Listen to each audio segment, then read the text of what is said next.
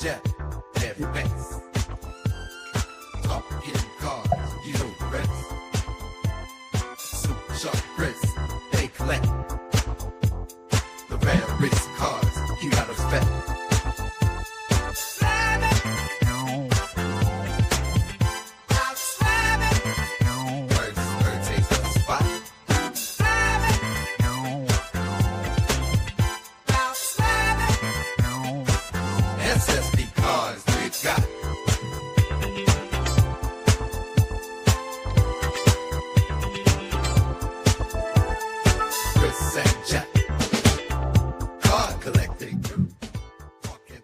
Hey, what's going on, Chris?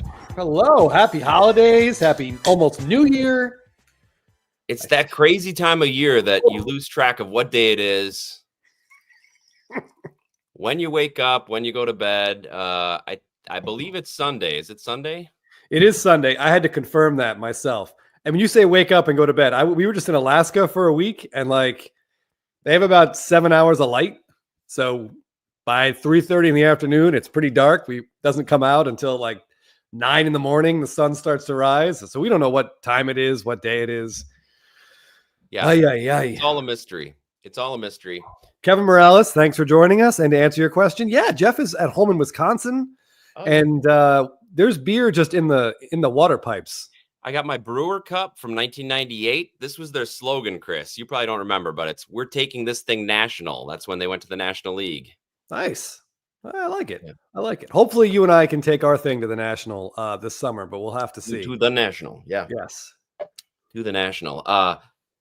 Yeah, it's been a very eventful year. Gregory, is this where we talk about what other characters in Star Wars we'd like to see encased in carbonite, or is that a different Blabbin about Slabbin? Well, I think Jeff would need a guest host for that one. Yeah. Unfortunately.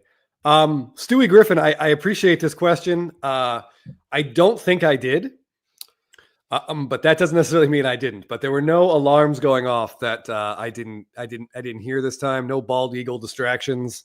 We did see some eagles though, which is always really cool. But I don't think I missed anything that I was trying not to miss.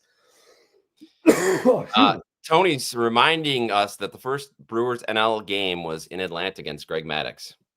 Oh wow. Jeff Cirillo, yes, one of my favorites from that era.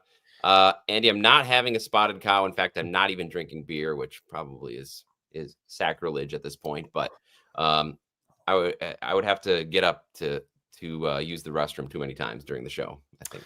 Yeah, seriously, Jeff, you don't want to say stuff like that out loud. They're going to come at your house with like pitchforks in Wisconsin if you talk about not drinking beer. Bringing cheese. I've had a lot of cheese since I've been here, so there's that. Well, Jeff Jenkins, yeah. Oh, another callback. Did you know, Chris, former Brewer slugger Richie Sexson turned 50 today?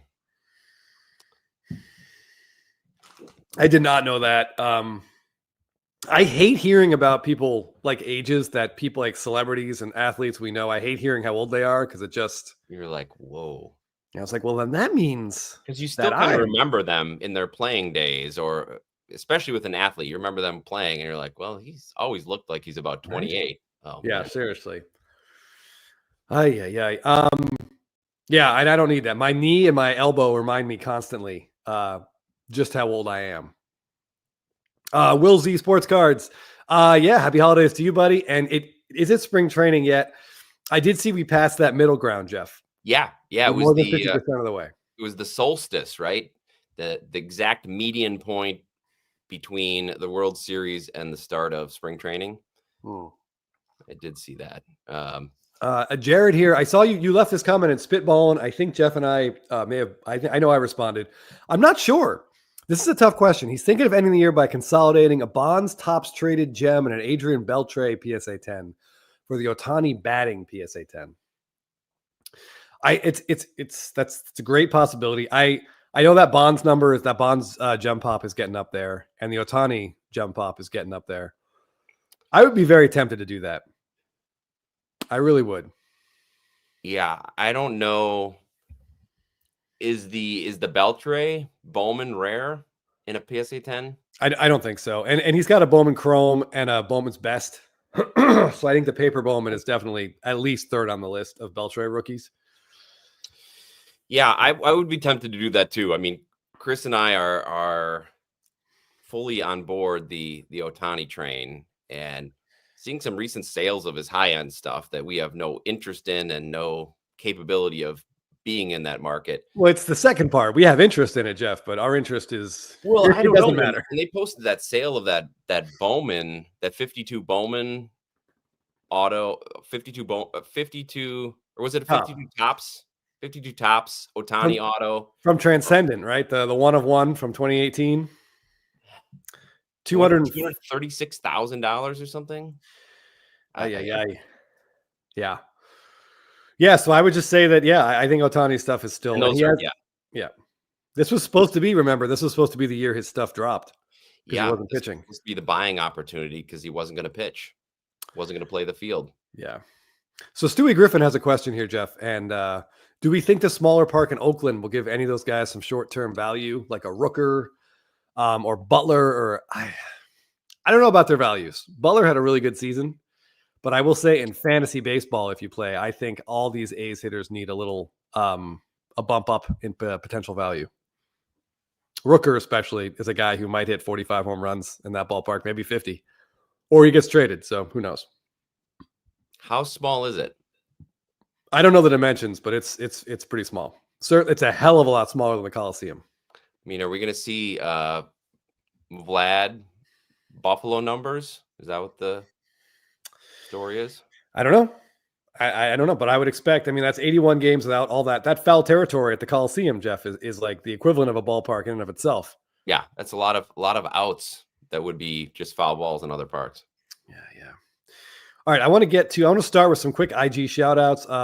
John with a question here. Do we expect a spike in Ichiro once he's inducted into the Hall of Fame? Yeah, and Star Huddle, to go along with that, says he's already seeing a slight spike in Ichiro in anticipated potential unanimous vote, some increases in his SPs and SSPs at least. Yep. Yeah, we've noticed that a little bit too, Chris. There's a couple that we're trying to get.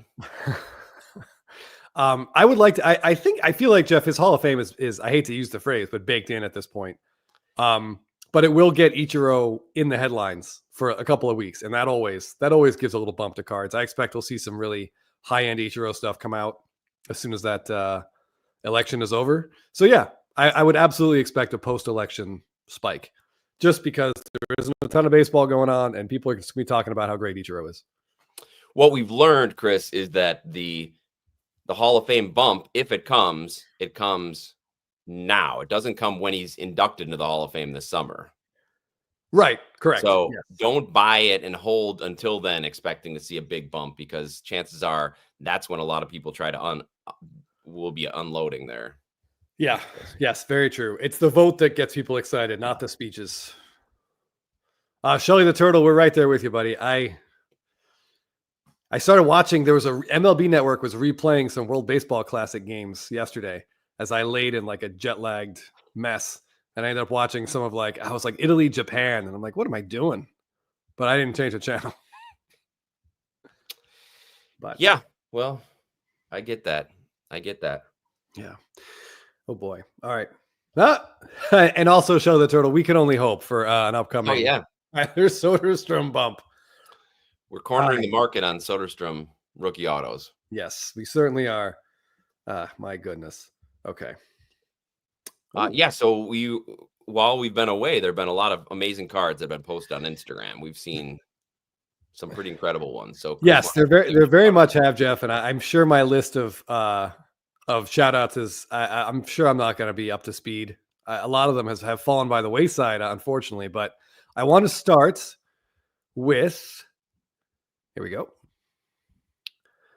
This one comes from Cardinal Red Refractors. And this is a pretty phenomenal card. 2004 Topps Chrome Yadier Molina Red X-Fractor.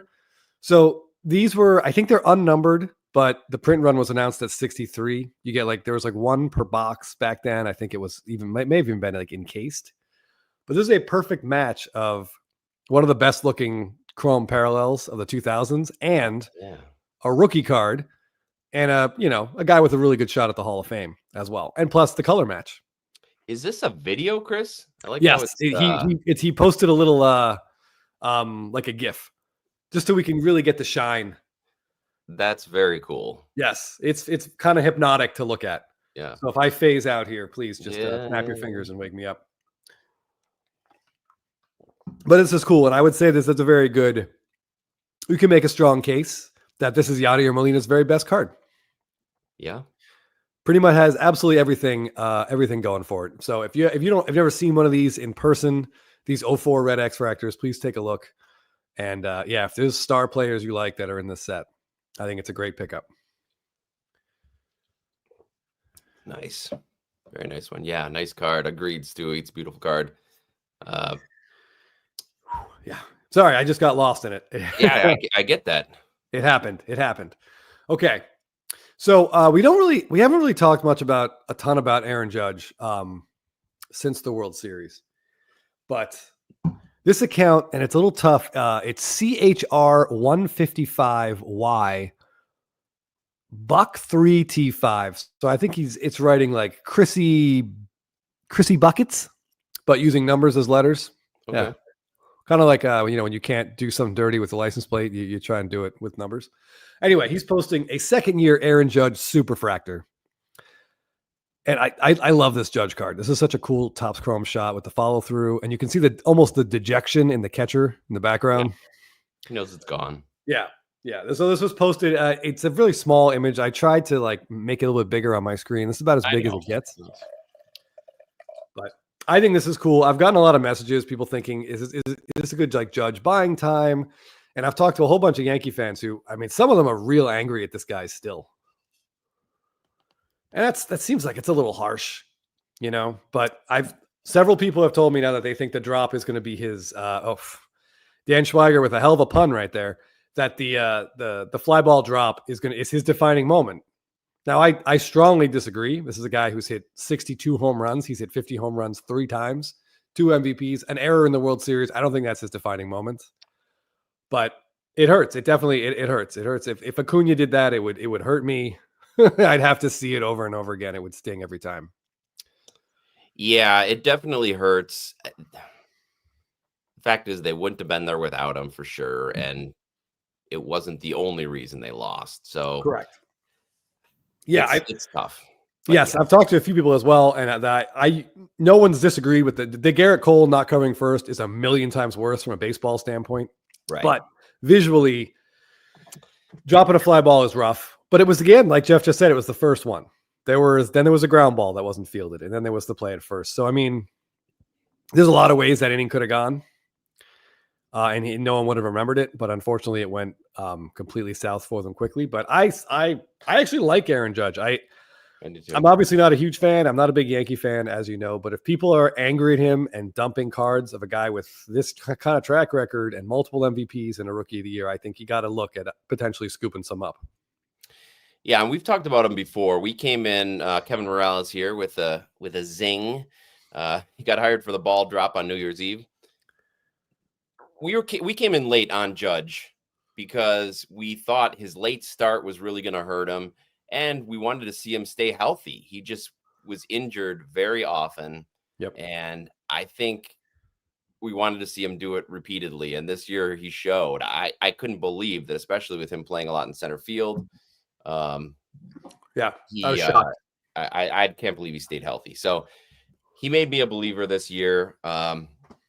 We finally got a card of him, and I really like him as a person, as a player, and I feel like he's already done enough to cement some sort of legacy and built that kind of floor in that we've talked about. That's important for going after big cards. Agreed. We'll see what he does this year. Yeah, I think it's going to help him with Bellinger in center field. I think it's just going to do your legs just get tired. I know he wasn't a great center fielder. Numbers don't reflect well on him. He had, he made that great catch against, oddly enough, Freeman in the World Series. But getting him out of center field is going to be a huge deal for him in keeping him healthy. But as of right now, there's not a ton of help in that lineup, Jeff. No, especially with Mr. Soto going across town.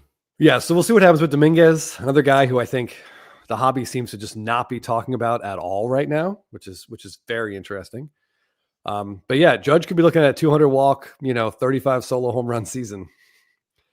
If, like I said before, halfway as a joke, Max Fried is like the 5th best hitter in that lineup right now. Yeah, they still need to do some work.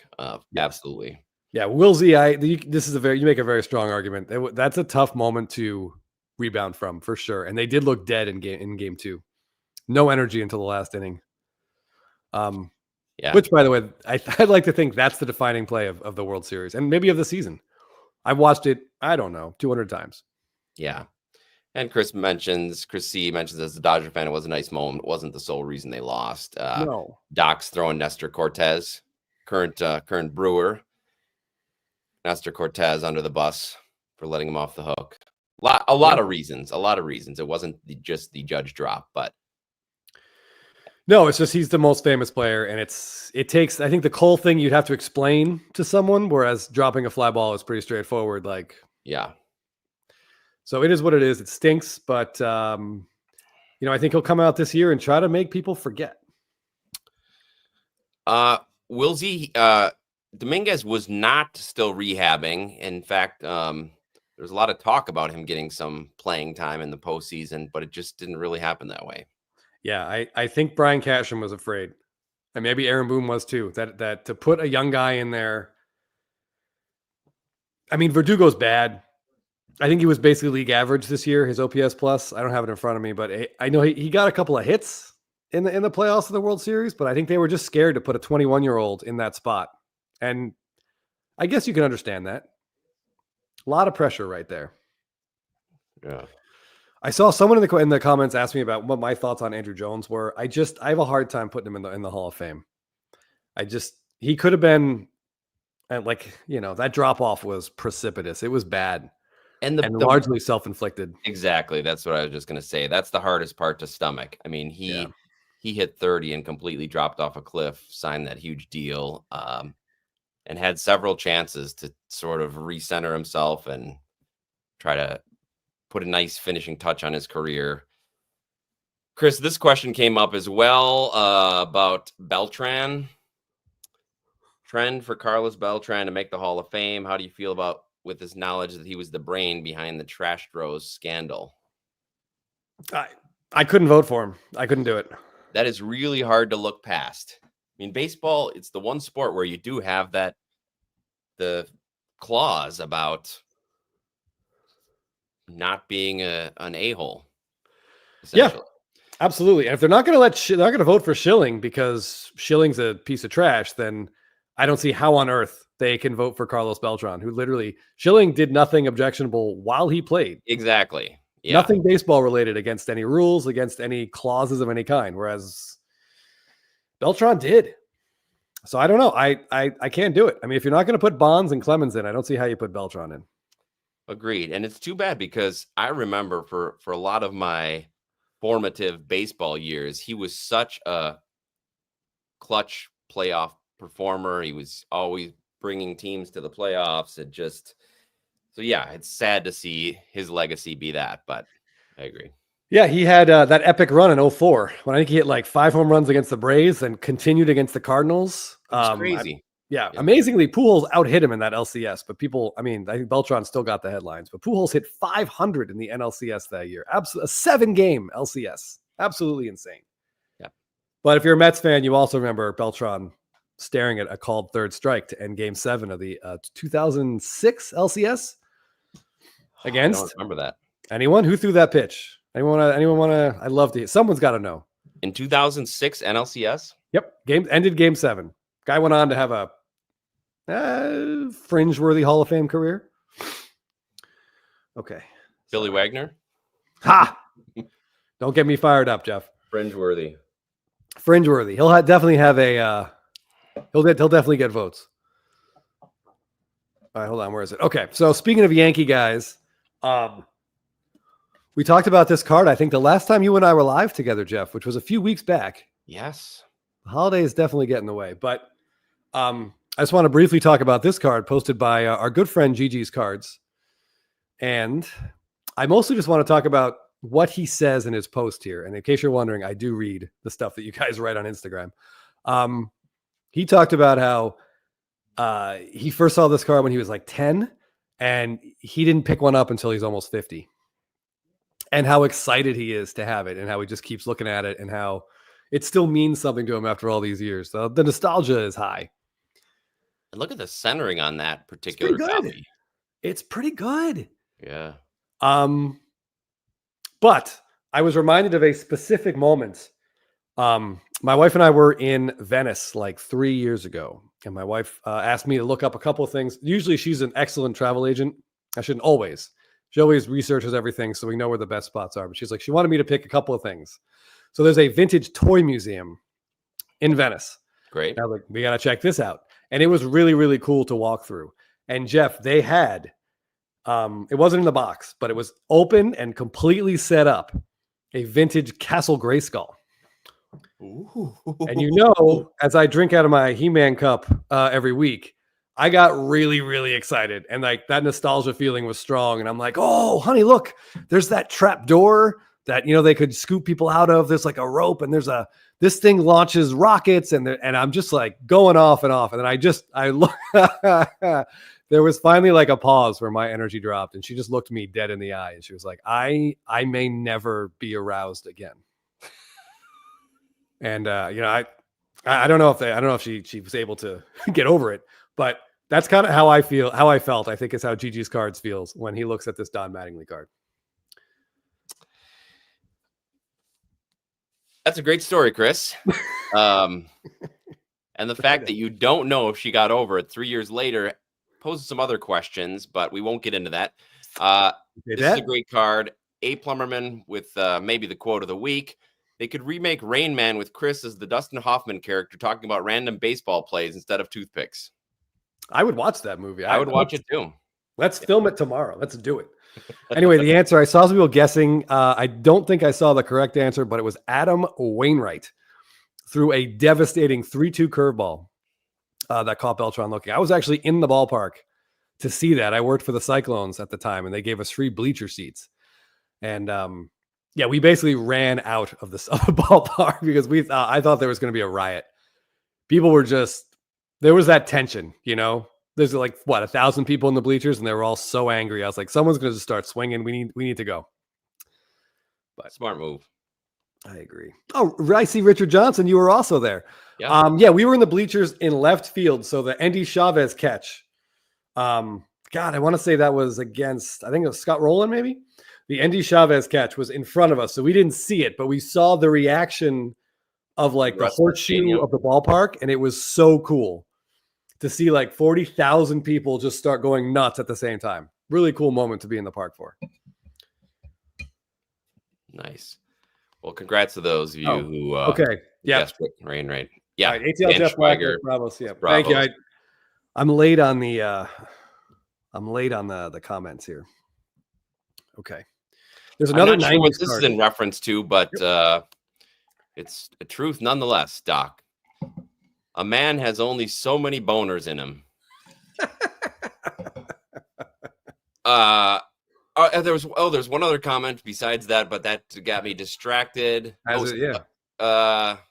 John Fry took a shot at a red Cheerio last week, but missed. Cheerios market, Chris. I've been wanting to pick up some Cheerio too, but it's pretty hot. It's pretty expensive. Yeah, honestly, of the three Jacksons, I like him the best. So that might be a warning. Okay. Stay away. All you Brewer fans out there. Stay away. Which was the red card he was going for? I was just getting like a red auto. I don't know. Give us some more information, John. Yeah, I do feel like of all the, just like with the other 2024 rookies, there's just so many options, Jeff. There's so many Topps Chrome rookies of these guys and Topps Chrome autos that how special is a gold at this point when there's 5 or 6 sets that have them? Right. Or like Dan saying, a blue Ray Wave Cheerio ending tonight. Well, I bet it looks great, but I couldn't even tell you what set that's from. Is that from Gilded? Is that from Topps Chrome? I'm guessing Topps Chrome, but from Cosmic? I'm not even sure. Yeah. Oh, another Topps Chrome non-auto sold for $1,300. How about that? Okay. 1330. Did John say if it was graded or not? I don't know. I didn't see it. Okay. I want to talk about one more 90s card. Oh yeah. I saw this get posted by Situational Lefty, and I remember this card, 1991. I do too. So cool. I remember taking a baseball and seeing how much bigger his hands were than mine, and then just kind of laughing. This is such a cool card. When you pulled these cards out of packs, the score started getting a little, I don't know, fancy with their images, a little different than what you've seen. And you pull it out, it would be really cool, especially when the packs first came out. This is pre-internet, so you had no idea what images looked like until you pulled it yourself out of the box. It was really cool. Yeah, that card is awesome. There's some good images. I believe that's the same year, Jeff, that score began the somewhat questionable Dream Team cards. Yep, I knew you were going there. Yeah. Jose Canseco has a memorable one. Yeah. And this is the kind of thing, like if they were doing this now, this would be a cool SSP. Yes, this would be a very, very cool SSP. All right, it's almost 5:30. I just threw the link in for trivia. We're going to be giving away some Paul Skeens cards to our 2 winners at a Stadium Club. We've got a Chrome Parallel and a couple of base cards you guys can choose between. Whoever finishes first gets first choice. Yep. So hit that link. And Shelly, if you wouldn't mind, if you're still here, just occasionally share that or repeat that for me in the chat. I would appreciate it. Blast from the past. Jay Marble says Floyd fans remembering his favorite was the shirtless Kirby Puckett. Oh yeah. Griffey big heads. Yeah, they had those drawing ones. I can get behind those a lot more than the current big head SSPs last few years. Yeah, I'm not a fan of those little ones either, Jeff. All right, one more 90s card, just because images are cool. This is from 1980s Cards with Dan. Here's a 1995 Pinnacle Bo Jackson card. What? Yeah. I've never seen that. Right? I think he's on an aircraft carrier here. It looks like it. Very cool. This reeks of like a Stadium Club SSP or something. So they've got, are they making it look as though the Pinnacle logo is on the plane? Yes, I don't think that's actually on the plane. The U.S. Navy's flying plane sponsored by Pinnacle. Yeah, it really looks like it. It really always looks like it. I'm sorry, it looks like it is, but I think that's just kind of where they landed it. I'd imagine that was just. Yeah, that's really cool, and I like the stitching along the bottom. Yeah, Lumberman, Blue Angels. That makes sense. Angels, yeah, it's the blue. Very, very cool. And if you're a big Bo Jackson fan, I think this is a nice card. It's pretty cheap, but there are some parallels. There's that Dufex parallel museum collection. If you really want to, go all in and find a nice copy of that. What does that look like? Oh boy, it just looks like it has some wavy lines on it. Okay. It was the go-to kind of 1990s parallel for a lot of these sets. Floyd fans reminding us that this is the set that produced the Griffey bubblegum card, which I have seen. Correct. Yes, there are some really cool looking cards in there. Yeah. All right. So I think that was what I had for the. All right. I wanted to share this one. This comes from D. Frawl Cards, just as sort of a reminder of what I think was one of the better ideas to come out of Topps in 2024. Yep. And this is the Jackson Holiday. I hadn't seen a PSA 10 of this one yet. This is cool. I kind of do wish Topps went all in with the language, but I totally understand them not doing it. But I do like this card. And the cards like this, actually, I hope that Holiday does really well. I hope he has a great career because I want this card to matter down the road.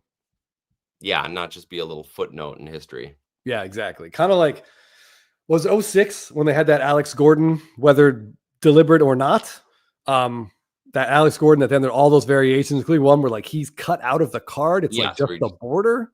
The frame of the card, right? I mean, if Alex Gordon had a Hall of Fame career, that card would be incredible. Mm-hmm.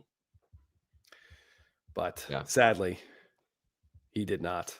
No. Good career, not Hall of Fame career. Yeah, exactly. But I do like this. Now, I just wanted to highlight a couple collectors here that posted some set runs type of, maybe not runs, but the first one is our good buddy, Colorado Collector. Yeah. And what I just want to talk about for a minute is he and then our next guy, like they found an insert set, Jeff, that they love. And they just went like balls out after it. This guy loves the 2019 Topps Chrome like flashback auto set of the 1999 Topps Chrome set. That makes sense. I guess Gotcha. 20 years earlier. So there's a second year Ohtani in here. There's a Tatis rookie, a Guerrero rookie. And it just looks great. He loved the look of it. He had some nostalgic feelings about it, and he has just gone hard after it. So in this picture, you can see he's got the Ohtani, the Ryan, I think a Bernie Williams, a Yadier Molina, but he's just, so there's a red, a gold, a base. The one on the far right is a superfractor. On the far left is a printing plate. So it's just really cool to me when collectors find stuff they're passionate about and they just go hard after it. So does he say that he was just going for any version of each of these? So that's why he has different parallels of each of some of them? I'm not really sure if he had necessarily a plan like that at the beginning, but it looks like just as he kept buying them, he decided one of each, whatever. Yeah, that's he wanted cool. one of each player, and then some of them are pretty affordable. I know he's got almost the whole run of Adrian Beltre. I saw on his page. So I don't know. Obviously, the Ohtani is a little expensive. The printing plate is Soto, by the way. So this is just really cool. And if you check him out, Colorado Collector, I think he's got a post somewhere on his page with all the ones that he has, and it's pretty impressive. I like this idea too. And Chris, you remember that our friend Scotty B brought it up recently on Spitball and Cards. Is it the 2011 finest set that he's trying to do this with? Yes. Where he's got a binder, and then he's collecting a parallel of every card, and it doesn't have to be the same parallel. It's just all different parallels. So when you look through the binder, it's really cool seeing that design in all those various colors. Exactly. Yeah. He just wants color. So he's got the greens, reds, orange, some golds, a couple purples, maybe still. Yeah. But I'm not sure if he still does, but just very, very cool. I love seeing this stuff. I like seeing what kind of gets other collectors going. And I think the king of this, if we follow other people on Instagram, is Chrome to My Dome, which CDG Sports was mentioning in the chat. Yes. This guy loves the Legends autos.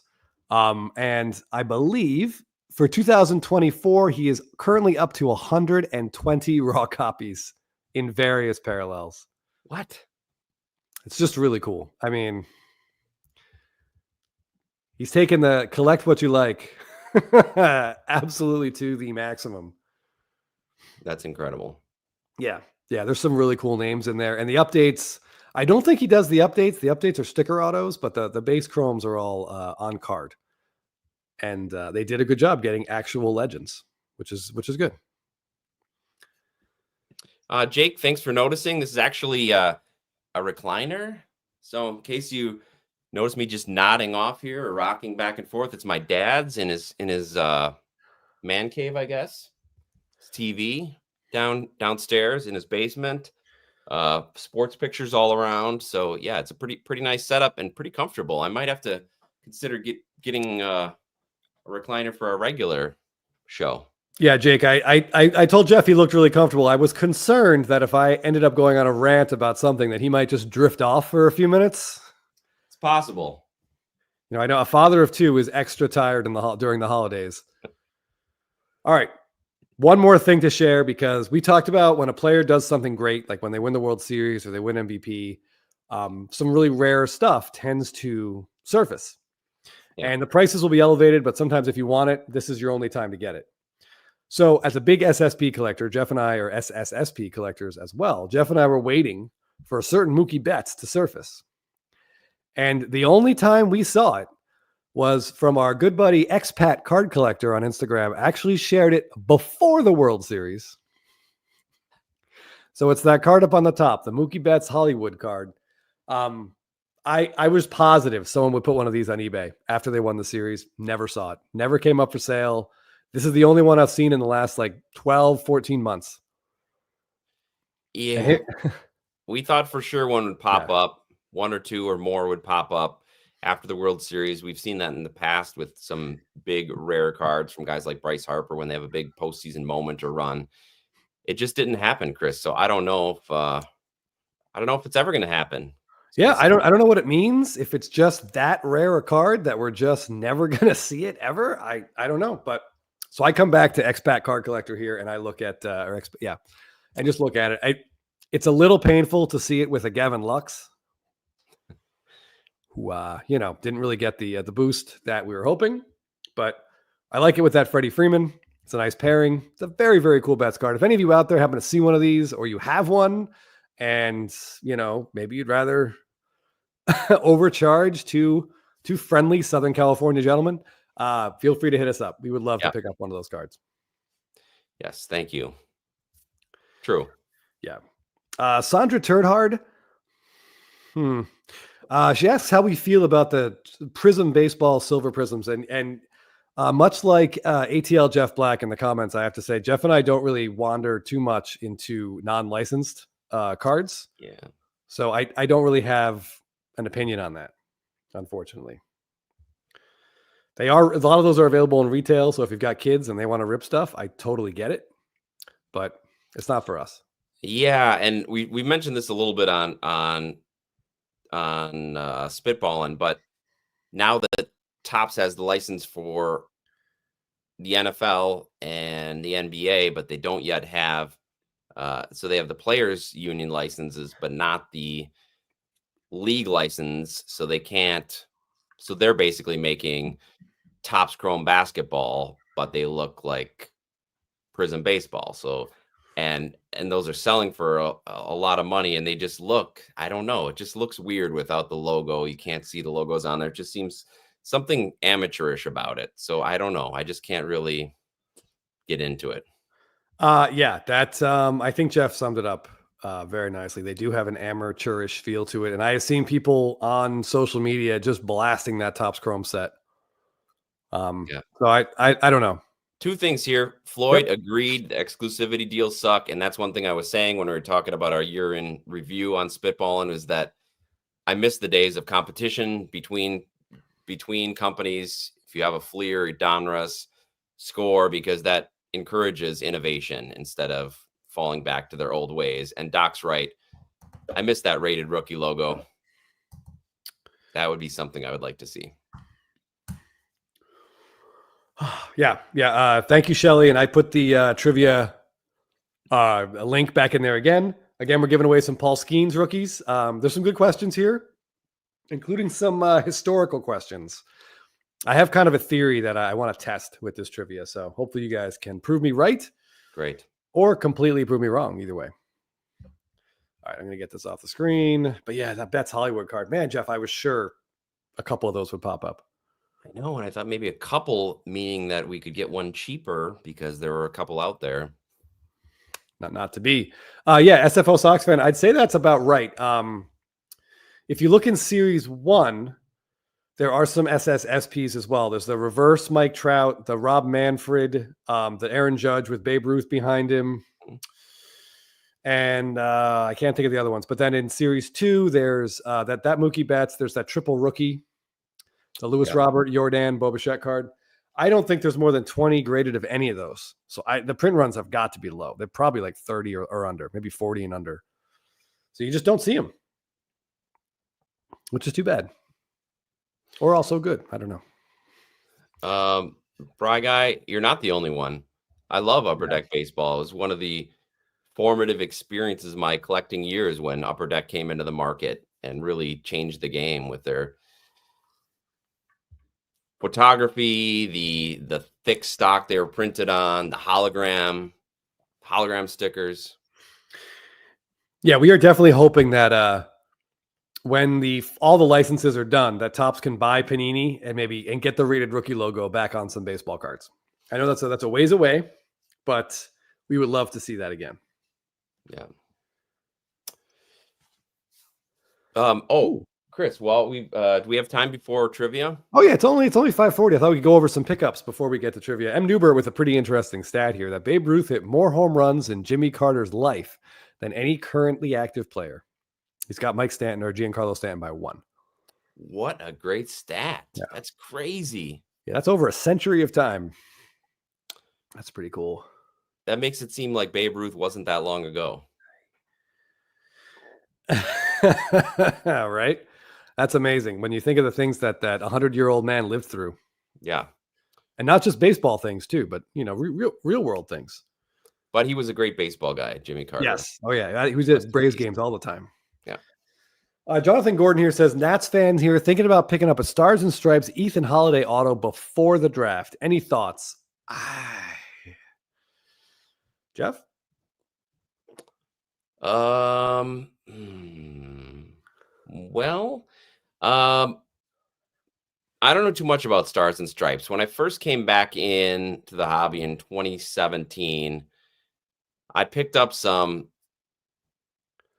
unlicensed stuff, and I know that Panini has a lot of the USA baseball guys, even from age like 14, 16, U17 teams. Yeah. I don't know. One, I would try to make sure it's on card. I know a lot of the Stars and Stripes in Panini were stickers, so that's going to be a ding right there. But I don't know. I mean, if you're a fan, great, go for it. If you like the way it looks, great. But I just don't know about it holding value, so I'd be careful with that. Yeah, I think the last thing Jeff said sums it up very, very well. There are some really older. Freddie Freeman has some like quote unquote tops Affleck cards he signed in like 2006. And I know Bryce Harper has some like 09 upper deck autos from like these youth Team USA teams that they were on. Yeah. But they just don't compare in value to whenever his Bowman draft auto first comes out. So I would say save your money and wait for that first Bowman Chrome auto. And that's the one that you should buy.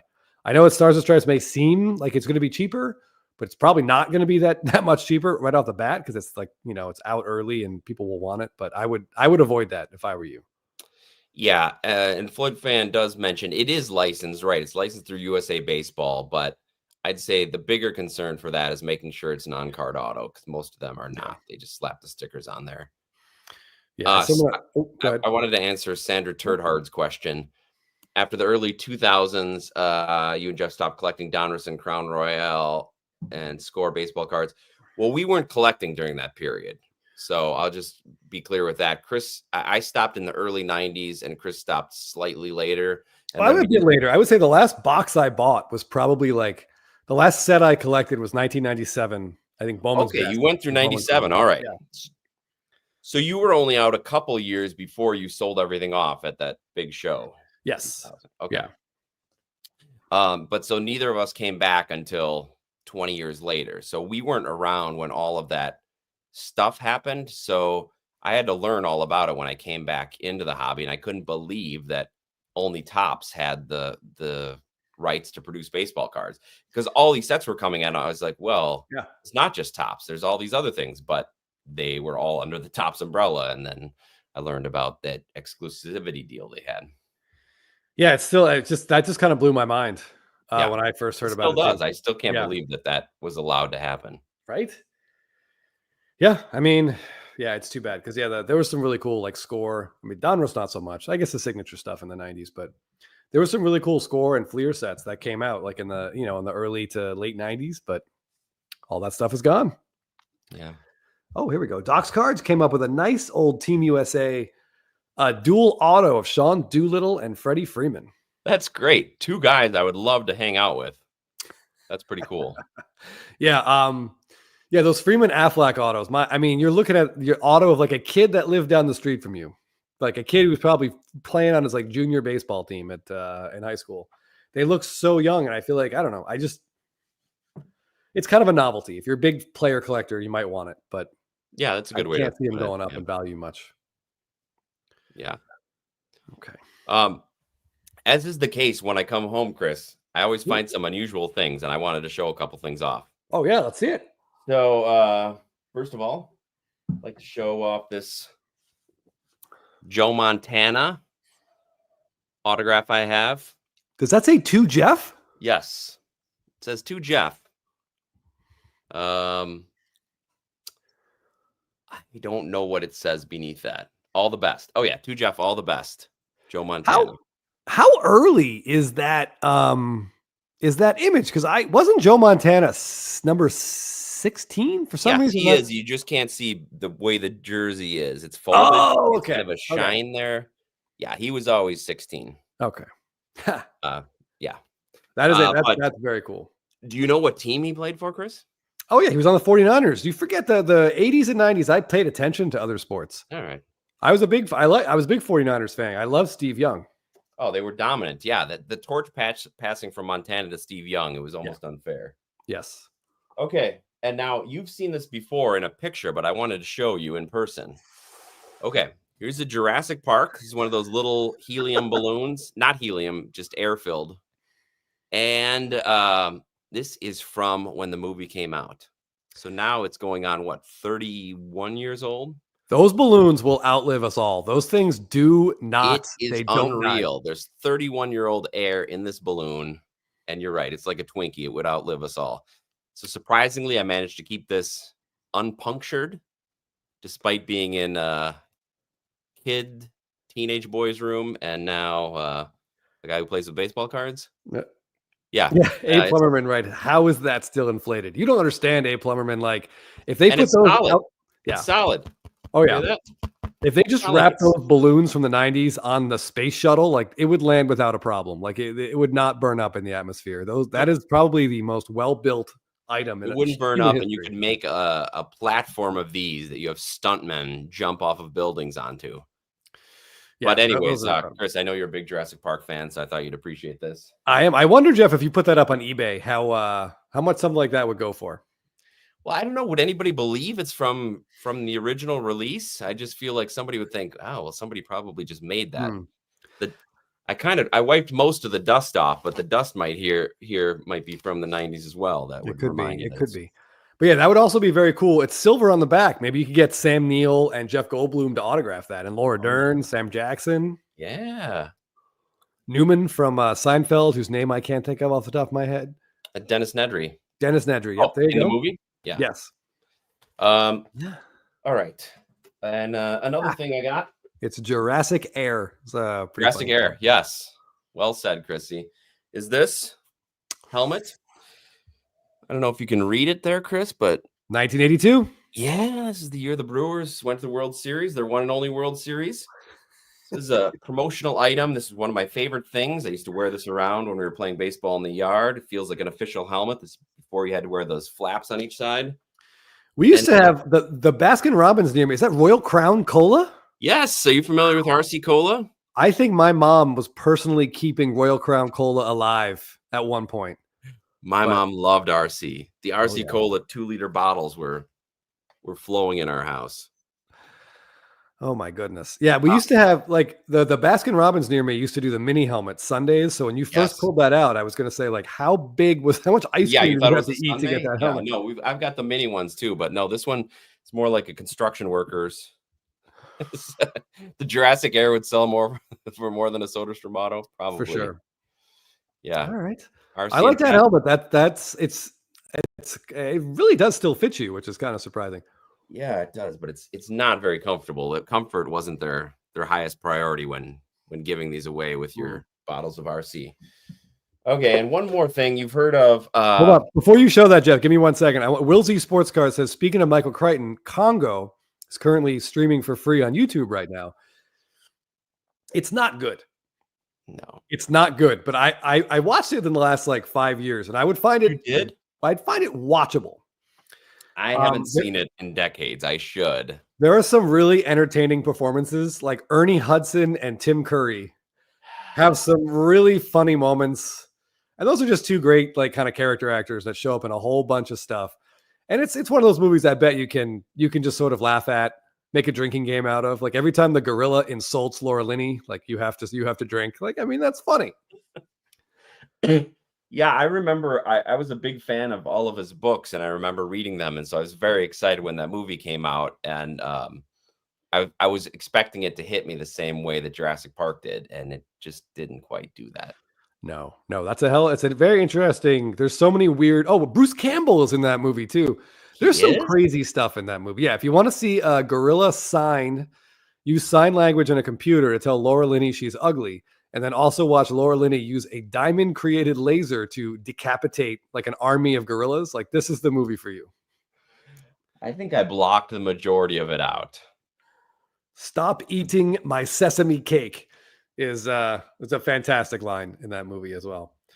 And yes, this I'm kind of feeling like you've seen it more recently than 5 years. That's well, unfortunately, Jeff, my brain is not just full of random baseball moments. It's full of movie quotes and pages of Garfield books from when I was a kid. John's taking umbrage with your calling Ernie Hudson a character actor, but he is. I mean, he had some big roles, but that doesn't take away from his character actor status. And we have to shout out his villainous role in in the Tom Berenger movie, The Substitute, where Tom Berenger is like a Green Beret who substitutes like an inner city school, and Ernie Hudson is the principal.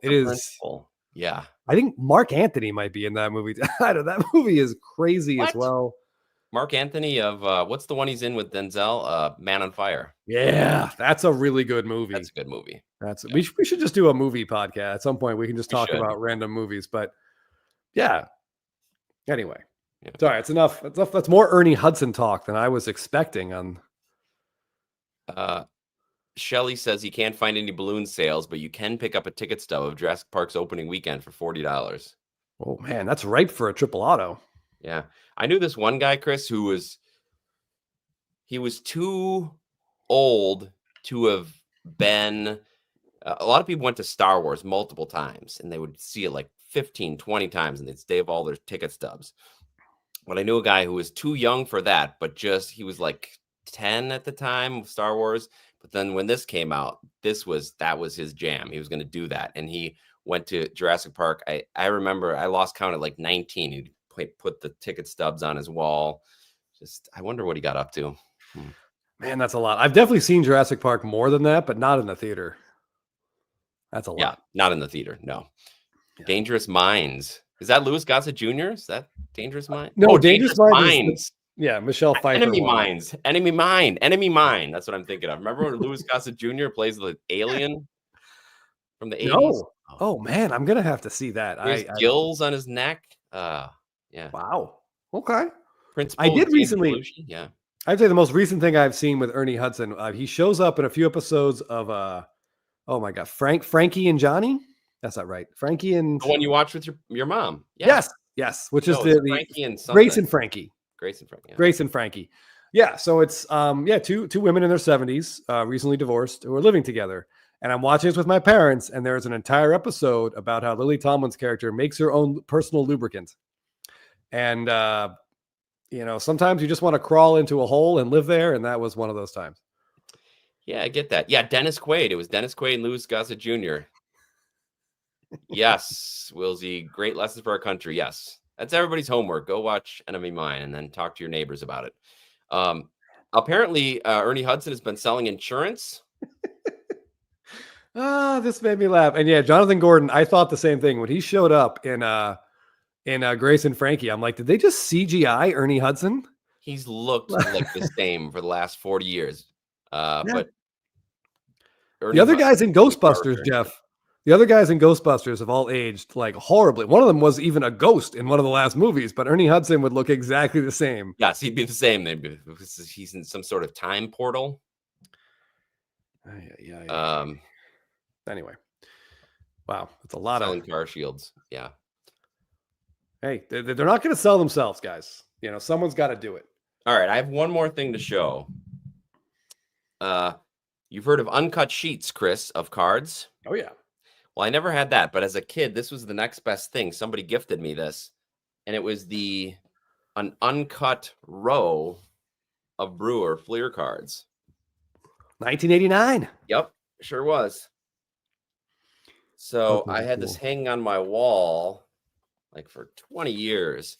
It's pretty cool. I didn't know. I know Topps is just randomly they're on sheets, but I didn't know if Fleer did them in team sets because they were numbered that way. So anyways, I don't have a full uncut sheet, but I have an uncut column of cards, I guess you might call it. That is very cool. Yeah. Molitor, Yount, Surhoff, Higuera. Your favorite Dan Plesac is on here. Oh yeah, is Gary J Marble wants to know if Gary Sheffield's on there. No, he is not. No Sheffield. So this is 1, 2, 3, 4, 5, 6, 7, 8, 9, 10, 11, 12. So I wonder if they did 2 of these for each team because they had about 20, I want to say 20 cards from every team. A Royal Benjamin says you got to get that slabbed authentic. Yeah, it's a little rough. You might see it's a little wavy, but yeah, it's definitely authentic. Yeah, what kind of slab would they find for this? Well, we've seen some of those giant Beckett slabs, and I mean, I think you're looking at like a bay window. Yes, they might just slab it at an entire TV screen size. But those were the treasures I found. Tony Lehman mentions he has an 84 Topps Nestle uncut sheet of cards. Now I've seen that. Is that the 9, or is it a full, like you're talking a big sheet? I don't know, but Tony, sign up for trivia if you haven't signed up for trivia yet, because there's one question there, and the 84 Topps Nestle set will come into play with that question. So wow, the link is in the chat. Please hit that and sign up. We're got like 25 people so far. So Jeff showed some cool stuff that he got at home. I want to show this an item that came in the mail for me recently, and I am really, really excited about this. I feel like this is dorkdom at like a very high level, but yeah, show the turtle. It's at least 10 feet by 10 feet. Yeah. For him, All right, so what do you got? I've talked on Instagram lately that I like jumbo cards, and I think I actually posted this, so I won't really build too much suspense. But Freddie Freeman recently did a signing, really riding that World Series MVP high and riding it into some pretty stupid prices, I have to say. So I had like 4 jumbos of his. I really wanted him to sign, but at the price he was charging, I'm only going to pay up one time. So I was able to finish this 2020 opening day SP jumbo it's Acuna's card. It's got him and Freeman on it. I got the Acuna signature a while back, but I needed the Freeman, and yeah, this sparks joy. It looks awesome. I am very Silver excited about ink owning pen, this. perfect placement. It looks great. Yeah, it's really I'm really pumped with how well it came out. It's just so cool. We have one other jumbo together that's currently on eBay. It's a heritage jumbo, and it's like an insert. They use the art from an insert set, so I'm debating buying that one and trying to do it again. But who knows what Freeman's going to charge next time? It's an expensive endeavor for those of you who have not tried to do this before. Yeah, Freeman, like the Acuna charged like $130 or $150 for to do a mail-in with this place called Power Sports Memorabilia, which is who I used. They did a great job. It's all very smooth. You pay once up front, and that includes return shipping and everything, which is great. You got to go higher than that, Shelly. Yeah. So Freeman charged $499 for his post World Series. And that's just for this stuff, for a card or anything 8x10, I think, and smaller. 16x20s were more. Jerseys were more. So Jeff and I were trying to do the math here. If he signed 2,000 items, then that autograph session generated, he's not obviously pocketing all the money, but that's over $1 million in revenue. That's just absurd. So to no one's surprise, he's doing another one. By the way. I think he realized that afternoon was time well spent as he's pocketing 6 figures for signing his name. And there's some, I mean, I've seen videos of this stuff. Like they have everything piled up and ready to go with like the Post-its. And people are pulling them away when they need, just putting them in front of them. Yeah. They did take really good care of this card. I know it's big. It could have easily been like dinged up. I saw someone ask, this is a silver Sharpie. They're both silver Sharpies. Yeah, silver Sharpie. And it does come with both certificates of authenticity are back there. So yeah, I'm not sure. I will probably get this thing slabbed at some point just to have it like protected. I would love, Jeff, to just put this on my like shelf, but I have to come up with some kind of UV protection for it. If you know, that's the unfortunate thing. So this is a great idea for a PC piece. If you're looking to make money, it's probably not a money-making endeavor to get jumbo cards signed, unless you have a personal connection with the player. But it's awesome for a PC. But yeah, you've got to figure out a way to have it protected and displayed. Yes. Anthony Wall, thank you, buddy. I appreciate that. And yeah, this was Shelly the Turtle mentions that 19 jumbo. So this was in my pile for Freeman signing. This is his 2019 Stadium Club Jumbo. It's the SP image. And right there, I can't do this in reverse. Right here is just so prime for a big silver pen auto. Yeah. But I can't justify $499 for this. I was in a corner, if you will, with the Acuna. It had to get finished. But this one is just going to have to wait till he comes back to reality. That's just, and I don't know if he will. Yeah, and it's funny because Freddie's one of those guys we've talked about repeatedly, signs in every product for basically, like, if you want a Freddie autograph, you could look at any product any year from the last 10 years and he's in it. So Tops is able to get him to sign for something reasonable, at least in their minds. I'm sure. Yeah, but the fact that his signature is out there so frequently, and yet he charges so much for the signing. I was thinking like a guy like Mookie Betts, who hasn't signed for Tops really for 10 years or so, that you'd think that would be the price he might charge on something like that. But he could probably charge even more. People would go bananas for it. I just wanted to say, Shug the Turtle mentioned that the Trout, there was earlier this year, there was a Trout Kershaw signing. Do you remember this? We talked about it. They were each charging $1,000 for anything like 8x10 and down. And it went up from there. And we were like, oh my God, like what charity is this for? And it was for them. And I couldn't believe it. I just could not believe that Trout with $400 million on his contract and Kershaw, who's pitched for 15 years, like that they would charge that much. If it was for charity, I totally get it. But I was blown away. It was preposterous. Even if they're pocketing most of it, you think just for the PR, they'd say, even if they're donating 10% to charity, you think they'd say, yeah, proceeds are benefiting such and such. Yeah, but ATL Jeff Black, you've got to keep that going. I would, that with all 6 Hall of Famers, or I'm sorry, all 5 Hall of Famers, that's going to be an incredible piece. Autograph tickets like that are really, really cool. And you don't see a lot of them anymore because we don't really, what they're going to autograph now? My cell phone? It's not getting tickets. Yeah. Yeah. Ooh, interesting. Yeah. And just take your time. Like there's no rush. Jeff Black says that Smoltz is $100, which seems reasonable. Okay. Yeah, for a Hall of Famer, sure, I can see $100.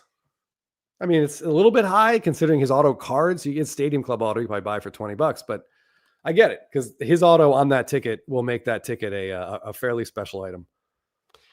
Thick Boy, I don't think anything's going to hurt his rookie autos. His rookie autos are his rookie autos. There's not many of them on the Red Sox cards. I don't think anything would hurt him.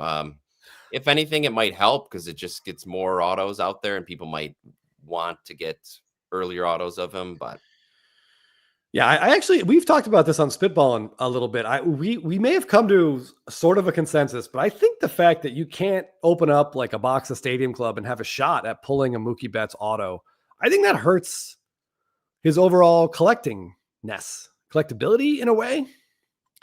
Because we don't have access to that. And it is cool that 2014, you have first Bowman rookies, first Bowman autos, and then his rookie autos, and that's it. Like those are his only autos.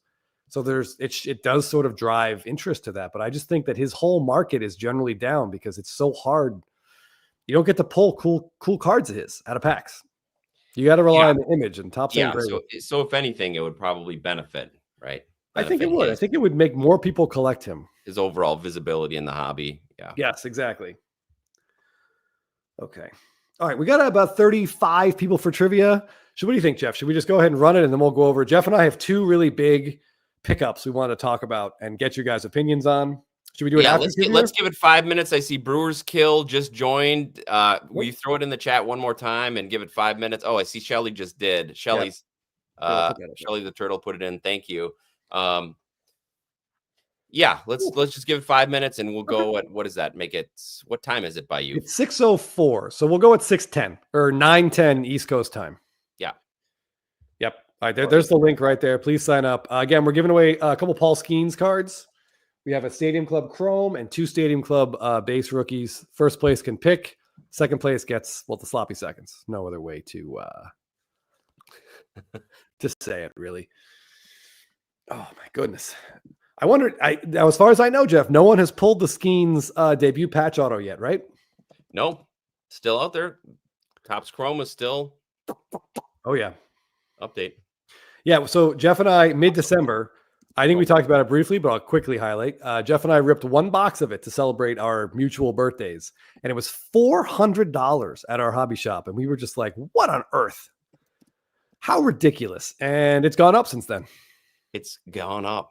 what was it last week? We were like 483 was the average price. For I think 460, 470, 480, 490, all on eBay. We're like, what on earth? I mean, someone has to pull that card, right? So, I mean, you can't win if you don't play. Yeah, and I have a couple boxes that are waiting for me to get home, a couple mega boxes. Now I know that our friend Filmington told me that it's much more difficult to pull I think 10 to 20 times more difficult to pull a debut patch out of a mega box than a hobby box, but doesn't mean it can't be done. Nope, doesn't mean it can't be done. I mean, they can be anywhere. That's the by the Docs Cards actually mentioned something here I want to talk about if we had a minute, but these yeah, somebody else brought that up too. Oh, those Bonds autos that are going to be in 2025 Series 1. God damn, those look good with that 90s Topps design. Whew. Yeah. Now, you don't want to be the first person buying them out of buying them on eBay after release, but those are going to be really cool. I just wonder how many, if they're going to like limit them. We've already seen like a Pirates and a Giants one, right, Jeff?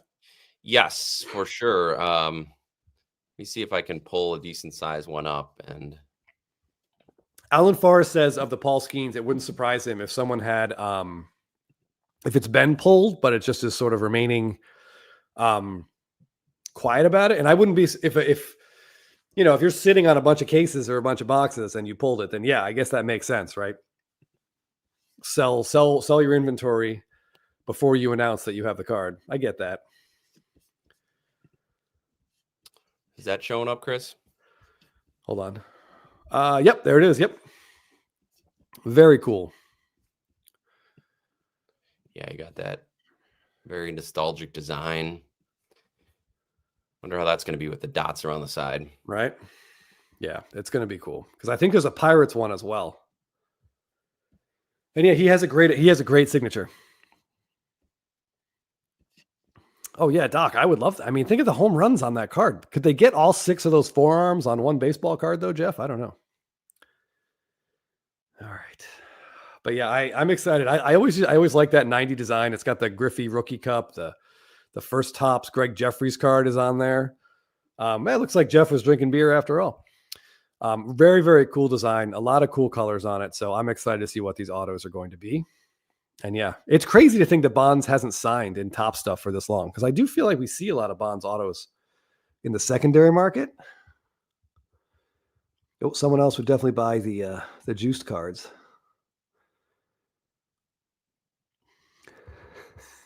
Mad City Brew, I mean, it's a little tough. Sid Bream is deceptively fast. We've all seen the clip. I mean, that inning is nuts. He really should. I mean, it shouldn't have gotten that far. I mean, just a crazy, crazy bottom of the ninth in Atlanta. I want to say that was 92. I do wonder if the Pirates had made the World Series. We could always play the what if game. You know, would the Pirates have been able to beat the Blue Jays? Who knows? But that would have been cool. Yeah, it looks like. Yeah. I would say that John Fry definitely referencing here that the Bonds auto is significantly nicer than the new Jackson Merrill autos that we have been treated to in Sapphire and Gilded and everything else that's going to probably keep coming out. They just keep coming. Yes, the seal is definitely broken. I did notice that Jackson Merrill signed his full name on the MLB debut patch, and I wonder if someone from Topps was like, "Hey, not on this card for this time." Yeah, this is important. Okay, all right. Let me check the. All right, it's 6:09. We're about ready to go. We got 44 players lined up for trivia here. I hope you guys like this one. There's a mix of some a couple 80s questions, and then there's some, I think I said some significant numbers questions, but I think you guys are going to do pretty well. And if you don't, well, no skin off my back. All right, we're at 6:10. So I'm going to fire this thing up, Jeff. If you're listening and not participating, Jeff's soothing baritone will take you through the questions. Let's do it. All right. Give me a second here. Let me attempt to do this. I'm going to get the presentation window up first.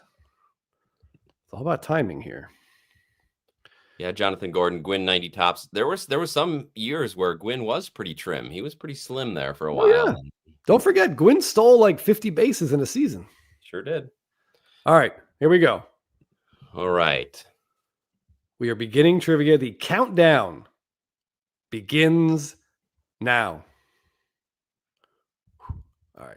I think actually, Jeff. Yeah. All right. Jeff, you can see it? I can see it. Okay, here we go. Who was the World Series MVP for the Braves in 1995? Was it Tom Glavine, David Justice, Mark Wohlers, or Fred McGriff? Gotta stretch it out. Okay. I'm gonna start with an easy one, I thought. That was a lot of time right there. Hold on. I have to adjust something. We're not on we're on host. Hold on. Sorry. Hold on. Wes, you got to join. You got to join in on the link All right. that Shelly the Turtle posted. All right. We should be going. Still not going. Hold on.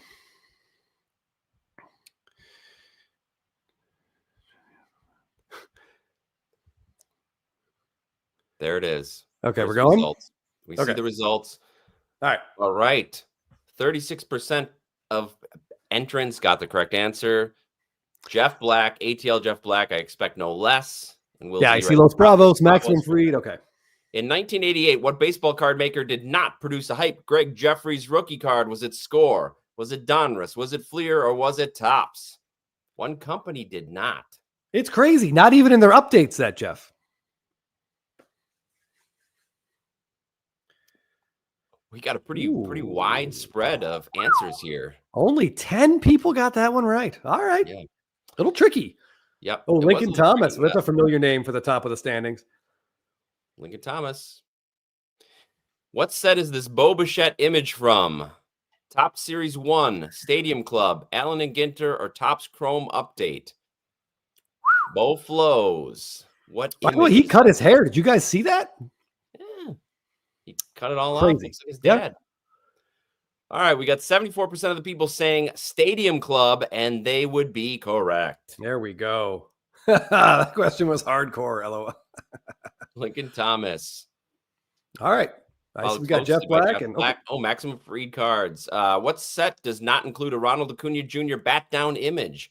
Top Series 2, Topps Chrome, Topps Update from 2018, or 2018 Topps Chrome Sapphire. Which one does not have a bat down image?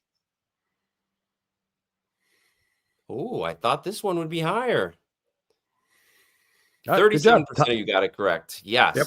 Imagine if it had a Topps Chrome image. Oh my God. Imagine if that image was anywhere, or if the Chrome update matched the flagship update. What were they doing? Okay. This Shohei Ohtani 2018 Bowman Chrome Refractor rookie is numbered to what? 199, 299, 399, or 499? That is the base refractor for anyone listening, but not playing base along. Refractor, and one of the most beautiful base refractors made. Love that card. Yep. Oh, more than half of you got it. 55%. Excellent. 499 is the correct. Oh, the turtle takes the lead by 1 point. Look, it's a close battle. What set is this Bobby Witt Jr. rookie card from? A, Topps Update, B, Topps Dynasty, C, Stadium Club Chrome, or D, Topps Chrome Cosmic? Oh boy. I'll tell you right now, Jeff, it's my favorite Bobby Witt image. High-fiving his teammates. This is a tough one for me. Good job, everybody, or most. Good job. 74% got that was Stadium Club Chrome. I think they all know you like Stadium Club, Chris. Yeah. Oh, the turtle. All Which of these 1984 Topps Don Mattingly cards does not exist? O-Pee-Chee, Tiffany, C, Nestle, or D, Coca-Cola? Which rookie card does not exist? Yeah, I should have taken the word Topps out of the question, because O-Pee-Chee's technically not Topps, but it does exist. Okay, the answer is Coca-Cola. So those of you who were participating in the Nestle discussion. Ooh, Lincoln Thomas with a huge jump on that question. All right. How many career homer runs did Babe Ruth hit? 704, 714, 724, 734. This was a big number for about half a decade, Chris. It sure was. Let's see. Expect a large. Oh, yeah. We got some baseball fans in the chat. Nice work, guys. All right, 86% knew it was 714. I like that, but it's going to get harder now, Jeff. Oh, are we going to get a... Oh, I knew it. I knew it. How many career home runs did Hank Aaron hit? Was it 735? Was it 745? Was it 755 or 765? I really was hoping for a 715 option on here. Oh, yeah. I had a theme going. All right. 28. Pretty All good. right, 76% got that one right at I have a 755. feeling the next question is going to be very difficult. Hope nobody's Googling it. Yeah, no jumping ahead. Lincoln Thomas. How many career home runs did Barry Bonds hit? 752, 762, 772, or 782? We might not like him, but they all counted. They all counted. He is the official home run leader for Major League Baseball. Wow, that's really interesting, Jeff. 73%, which is a big number for Bonds. Yeah. 73. Oh, from the top rope. Dropping the hammer. Oh, Question 11. What trivia question do you want to ask your audience? Answer well, option. all right. Hold on. It's not supposed to be going. Let's go ahead and pause. There we go. All right. So, Can you go back to the results? yeah. Hold on. Let's well see. done. Yeah, it looks like Maximum Freed I believe came out of that's nowhere. Repeat champion. Well, hold on. Show live. There we go. Show rankings leaderboard. Give me a sec. Here we go. All right. So this is where we are. I think that took it into account, this last question. I don't think it did. Wait. No, it should just say, hold on. Sorry, everyone. It for some reason defaulted to there being 15 questions. Okay. Yeah, it did not. Don't worry about it. We're just through the first 10 rounds. So this is where we are. Yeah, a repeat champion. Maximum Freed cards. Throwing a Hail Mary. Wow. Well, congratulations. How many correct is that? I can't read it. It's too small. He got 8 out of 10 correct. That's incredible. And in second place, Tony L also got 8 out of 10 correct. Tony Lehman. Tony's and that's taking the last question into account because I sure didn't finish second. Hold on. Give me a second here. Let me fuss with this. So I believe that's Shelly's gonna have to recheck his high score. Is that a record breaker? If anybody was familiar with the home run totals of the Major League Baseball all-time leaders, they probably did pretty well coming into it. Yeah, I'm just looking at one thing here really quick here. I apologize. I'm not sure why it assumed there were 15 questions, but that's all right. Yeah, I'm not seeing any answers showing up. It looks like those guys in green are getting points for that last question. All right, give me a second. Hold on. Oh, hold on. What is this? Oh, poor Los Bravos. Ask for 80s questions, then choke on the Jeffries. Oh, man. That was tough because everybody remembers what was was Jeffries' future star? He was in 20. Yeah, his first Topps card was in 1989. And yes, he got the future star designation. Yeah. A Plumberman said it was Max Turtle Lincoln before I went back and looked. All right, hold on. Give me a second here. I'm trying to see what we got going here. Doc's card, another top 10 finish. Congratulations. In either case, a huge congrats to Max for pulling double duty. Okay, Shelly the Turtle says, my high score had no question marks. There will be an asterisk place after this high score. That's fair. All right, give me a second. Let me just try something here. If not, we're just going to roll with the answers the way that they are. I know that's unless, Jeff, you remember, it does look like it gave some people some points. Yeah, I think if you just take away those points on that the people got on the last one, that is the correct order. Go. Let me get my abacus out and try to do that really quick. No, I think Plumberman is right though. It was Max, Turtle, and Lincoln. I think that's probably right. Poor Max. My legacy is tarnished. I'm surprised, glad that he got question 11 right because that really bumped his score. Oh wait, there are leads. Yeah, Los Bravos. Those 89 future stars. Steve Searcy was up there. They didn't all. Who didn't get one? Oh no, I'm sorry. Wait, that was 1990. Never mind. Yeah, but Sheffield sure did. Yep, Sheffield definitely got one. Doc's Cards is wondering if anyone has a slide rule we could use. A Plumberman rewound, and he is confirmed that is correct. That's actually exactly what I was about to do. I have it on my phone here. Just gonna go look. Thank you, Plumberman. While we're doing that, ATL Jeff Black has a trivia question. Who holds the record for the most career plate appearances without being hit by a pitch? Oh wow. Oh. That's yeah. SFO Sox fan Chris sent you a screenshot for the leaderboard after 10 questions. All right, SFO Sox fan, I appreciate that. I'm trying to do a couple things at the same time here, and as many people can tell you, bonds and trivia questions. What could go wrong? Right? I mean, exactly. That's my fault. I should have just double checked the. Sometimes it just does that. It's giving us a hint. Okay, let's here we go. see. It's Brave. Jeff Blauser. Oh, Glenn Hubbard. I like that answer. Marcus Giles. I feel like he got hit. Okay. M. Parsons is throwing a Vlad Sr. out there. All right. So this is. All right. So this is it. So I apologize to Tony L. Unfortunately, he did not finish second.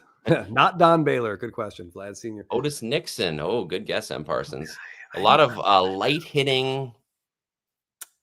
Mark Lemke. Isn't Jeff Blauser and Mark Lemke the same person? What about like Tom Glavine? Does it have to be a batter?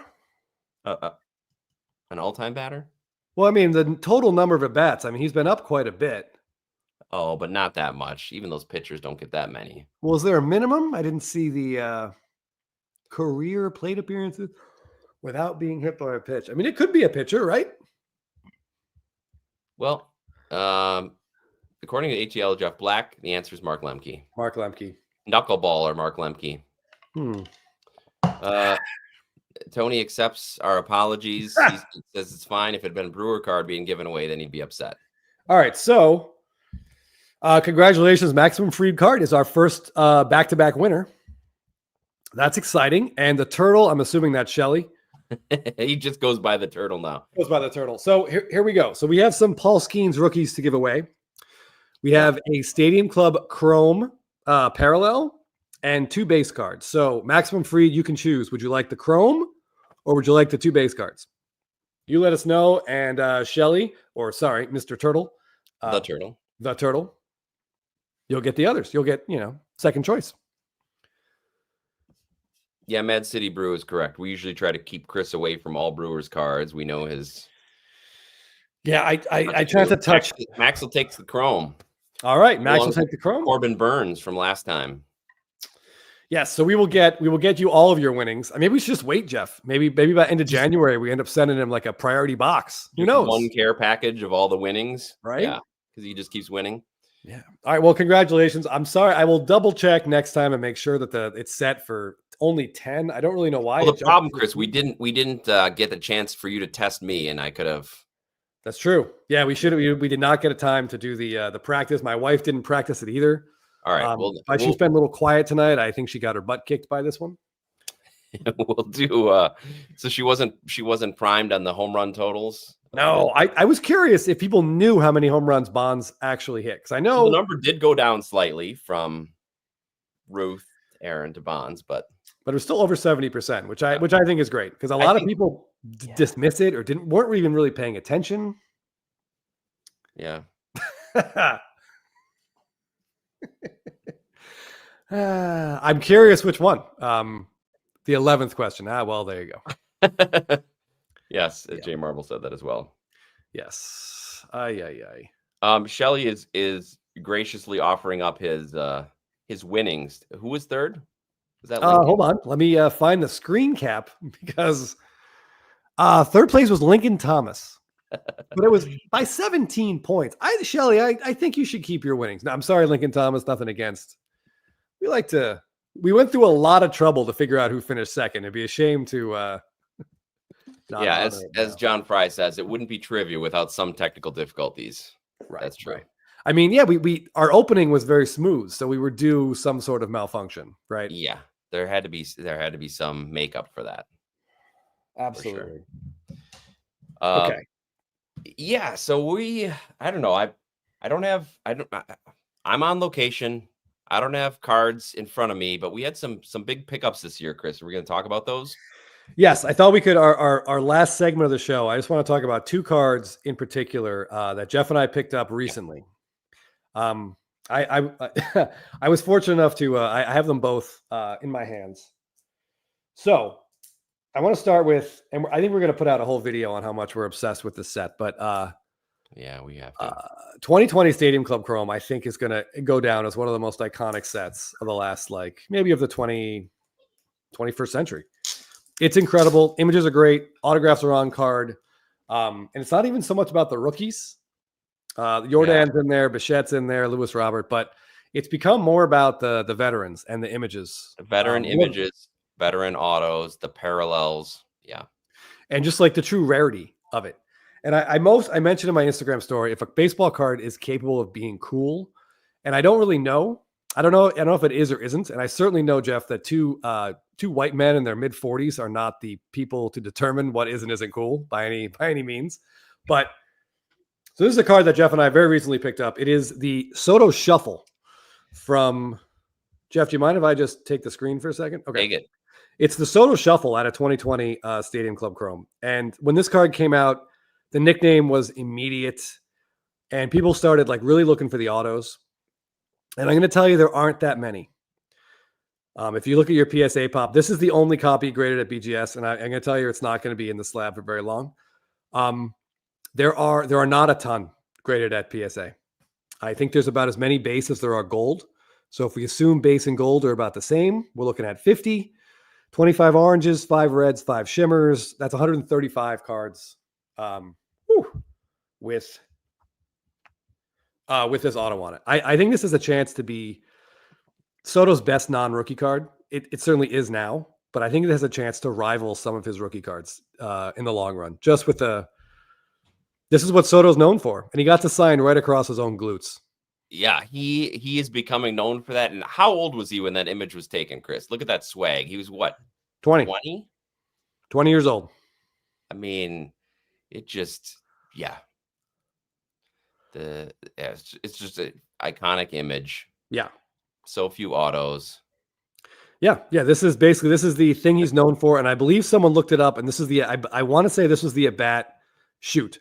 It was either against Greinke or Verlander. I forget who was pitching at the time that this exact photo was taken. I want to say it was Greinke, but I'm not 100% sure. I can't remember either. I know you've talked about it, and I still can't remember. Yeah. SFO Sox fan. I do think the bat drop is a pretty cool card, but this has the auto. So yeah. I think it has to win out. Long term, I love that card. We talk about like how his 2016 first Bowman Chrome, he looks like a child wearing like his dad's helmet. On base, standing on base, yeah. And I think that's kind of that's hurt the card a little bit. It's just not, I hate to say this, Jeff. It's not like a cool card. Like it looks a little silly. The uniform is airbrushed as well. Like it's just not great. This card has absolutely if this were a rookie, it would probably be 10 times what we paid for this. Yes. Yeah. Greinke, I'm seeing a lot of people say Greinke. ATL Jeff Black, is that when Greinke threw him high and tight on the next pitch? I believe it is. Don says it is. Yeah. Yeah. And I think he may have homered that at bat. I know he homered off Greinke in the series. I couldn't tell you if it was that at bat or not. Yeah. But yeah, so that's just like stuff like that just gets us excited. It's one of these cards that, like, if we have an opportunity to buy one, I will just grab it immediately.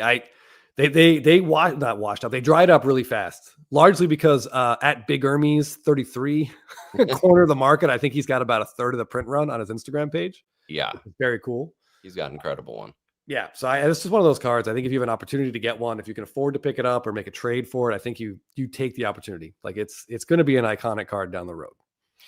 Yeah. And I guess, I mean, this is just us talking. So I don't know. It may not end up being, but we've been trying to think of, with so many cards being out there, and especially now that Soto's jumped multiple teams. We've talked about the importance of his rookie cards and his Nats cards, and trying to find what could be impactful down the road beside his rookie cards. So then we start looking at images and rare images and iconic images. And then if you can pair that with an on-card auto, that's where we feel like your money's best saved, I guess. Yeah, I totally agree. I mean, we could have the conversation. Would you rather have this, a Soto shuffle with an on-card auto, or the Topps Chrome like update refractor with a sticker auto? That's a really interesting debate. Yeah, that would be a good debate. And I'm sure most people would disagree with where I stand on that, and that's completely fine. Probably, but at this point, I think there's a lot of, I don't know, there's a lot to back up our position on that. Yes, I like what Jake says here. If we can go to the grave with only one Soto card, that absolutely has to be the one. And yeah, I think it's safe to say I will go to the grave with at least one Soto card, because when I get murdered by my wife, I will probably still have at least one card in my collection. In your jeans pocket. Yeah. Yeah, possibly in my jeans pocket. Yeah. Oh, Lincoln Thomas chiming in. He's got the 18 sticker auto, and I mean, like, it's really cool. I mean, you think about like some of the biggest cards in history aren't rookie cards, right? I mean, the Mickey Mantle 52 that's his second card. Same thing, Mays second card. I don't think Wagner is his first card either. I'm not 100% sure about that though. Jeff, okay. No. Yeah, I think you're absolutely right. And I think that's going to happen more down the road as well, because there's just so many cards to choose from. So some things are going to have to stand out other than just being a rookie card. Yeah, you and I have definitely kind of beat the drum on look at images, and the images are going to. And I do think we've seen a slight shift in that regard with some Stadium Club autos that have been short printed. Like if you look at like Market Movers or 130 Point, a couple Bryce Harper 2023 Stadium Club autos have sold. There are at most 50 total of that image of him. He just homered off. Is it Dominguez of the Padres? Their closer, Suarez. No, was it Dominguez? No, it's not Dominguez. Who was their closer that was throwing like 100 miles an hour? Was it Suarez? I don't know. No, but he essentially just hit like the NLCS winning home run in Game 5 at home in Philly in the 8th inning. Flipped the game around. They were down 1. They won by 1. Won the NLCS MVP. That's like his defining moment of his career so far. Stadium Club has that on their cards in 2023, and there are about, like I said, maybe 50 with on-card autos, and they're selling for crazy prices. And I think if you're a Phillies fan or even a fan of baseball, you like Harper, I think it's got to be one of his best non-first, non-rookie autos out there. Like, that moment is huge. And Jeff, if you gave me one pack-pulled on-card auto of Acuna holding up second base, which there should be, but yeah, we've talked about moments, and with the shuffle, we can talk about the moments. We had some people in the chat remembering exactly what happened during that at bat. Yeah, it's just that's important. It is. In that same 2023 Stadium Club set, there's also a card of Mariano Rivera being taken out of his last Yankee Stadium game, and it was Jeter and Pettit came out to get him. Incredible moment. It's a really cool horizontal card, and they're chrome autos with a sticker. I think they're numbered to 25, but there's also like a rainbow foil and a 91 variation, and I think an orange chrome parallel or orange foil parallel. So same thing. It's going to be about 50 of those with on-card autos. I've been looking for one since that product came out, Jeff. I've only seen like 2, and they've just disappeared. Yeah. I think that, what John says here is important. Yeah. The moments have to matter. The images have to matter, at least for us. Yeah. And that's okay. If people disagree, that's completely fine. Collect what you want. If you're not interested in that type of thing, you just want the first, or you want his rookie, I totally get it. And that's completely fine. Yeah. Yep. Okay. So up next, I was very nervous about this card. The next card I want to show is the biggest card I bought on my own. And I was very nervous about this. Jeff was kind enough to sort of like make me feel a little better about it. But I love this card, and I get excited every time I pull out of a box and look at it. It's one of those things where I've only had 2 chances to buy it. I fumbled the first one, and I just could not let this one go. My wife and I were in Italy, and I went back and forth with the seller for like 5 days on a vacation, and I endured so many glares, Jeff, so many threats of physical violence, which felt real, and I think they were real. But yeah, I wasn't sure if you're going to make it to this Christmas trip, to be honest with you. Yeah, that's an excellent point. But yeah, so I did manage to close this deal. Card came in, and it needed a little bit of adjusting on the slab. But the adjustment was finished, and so this is it. And this is, I got to tell you, this is like, again, I just looked at it and I got like kind of goosebumps, which is probably an indictment of me more than it is a coolness factor of the card. But anyway, so here we go. Why don't you go full screen? Okay, let's go full screen on this, shall we? Because I think it needs to be seen. Here we go. Ready? So I give you my favorite pickup of 2024. Wow, getting short of breath. Okay, here we go. This bad boy right here. So same set, 2020 Stadium Club. This is the Ohtani auto. And yeah, I don't know what more needs to be said. It's just like, it's the best Ohtani image out there. Yep. And yeah, this card to me is extremely special, and I think, I don't know, fairly special across the board. Yeah, the framing of it left it perfect for an auto. Yeah. I mean, so a little bit of information about this baby here. This is the base auto, of which I believe there are 5 or 6 graded at PSA. Correct. There are 3 reds and graded at PSA, and 1 shimmer graded with SGC. That's it. So I think what I have personally assumed is that there's maybe 10 base cards and 5 reds, 5 shimmers. So I think we're looking at 20 total autos. I was going to say, yeah, 20 or under for a total population on that. Yeah. So this card gets me super excited. We came home from our trip, and I had a credit card balance to deal with. And I spent the first like 2 days just selling other Ohtani cards and shipping them out. But I have not 1 ounce of regret. I am so pumped to have that card in my collection. I love it. Yeah, and with a card like that, Chris, why don't you talk us a little bit through your thought process of spending money on a non-rookie card? Yeah, well, I think that's a great question, because I know I talked to at least one other collector whose opinion, like, I really respect, and he was like, don't do this. Like, that card, it's not a rookie card. It's not going to be special down the road. And I just totally Dan Schweiger, let's add on to that. How about I spend a week talking about how amazing it is that I have this card, how meaningful it is to me, and then I just send it into Golden to be auctioned, because I was full of it the entire time. Yeah, I think this is that, like the Soto Shuffle, Jeff. I feel like this is going to be a very iconic Ohtani down the road. 2021, right, was the last year he signed with this signature. Correct. So for the next 8 to 10 years, and actually then down the road, Topps will have him sign until his hand falls off. Yep. We're going to see his other auto. So we only get 3 years of this particular auto, this style of autograph. So I think that matters as well. Yep. That's just his best image. I think that set will gain even more fame as we go forward, as Soto becomes an all-time player, most likely for the Mets. And it has the coolness factor for me. It does. Thanks. It does. The I'd say the combination of everything that you've already talked about, the image, the design, the set it's from, the rarity, obviously, and the fact that he is one of the few athletes that transcends his sport. And we've talked about that before, where he's got collection bases on multiple continents, which you don't have a lot with baseball. Yeah. We did if you remember, we did an Ohtani card draft with Spitball, and oof. I wish I could, but I've got this table right in front. Otherwise I'd be yes, the Ohtani draft. Oh, hold on. You highlighted the wrong comment, Jeff. Oh, there you go. Right. Now answer the J Marble question.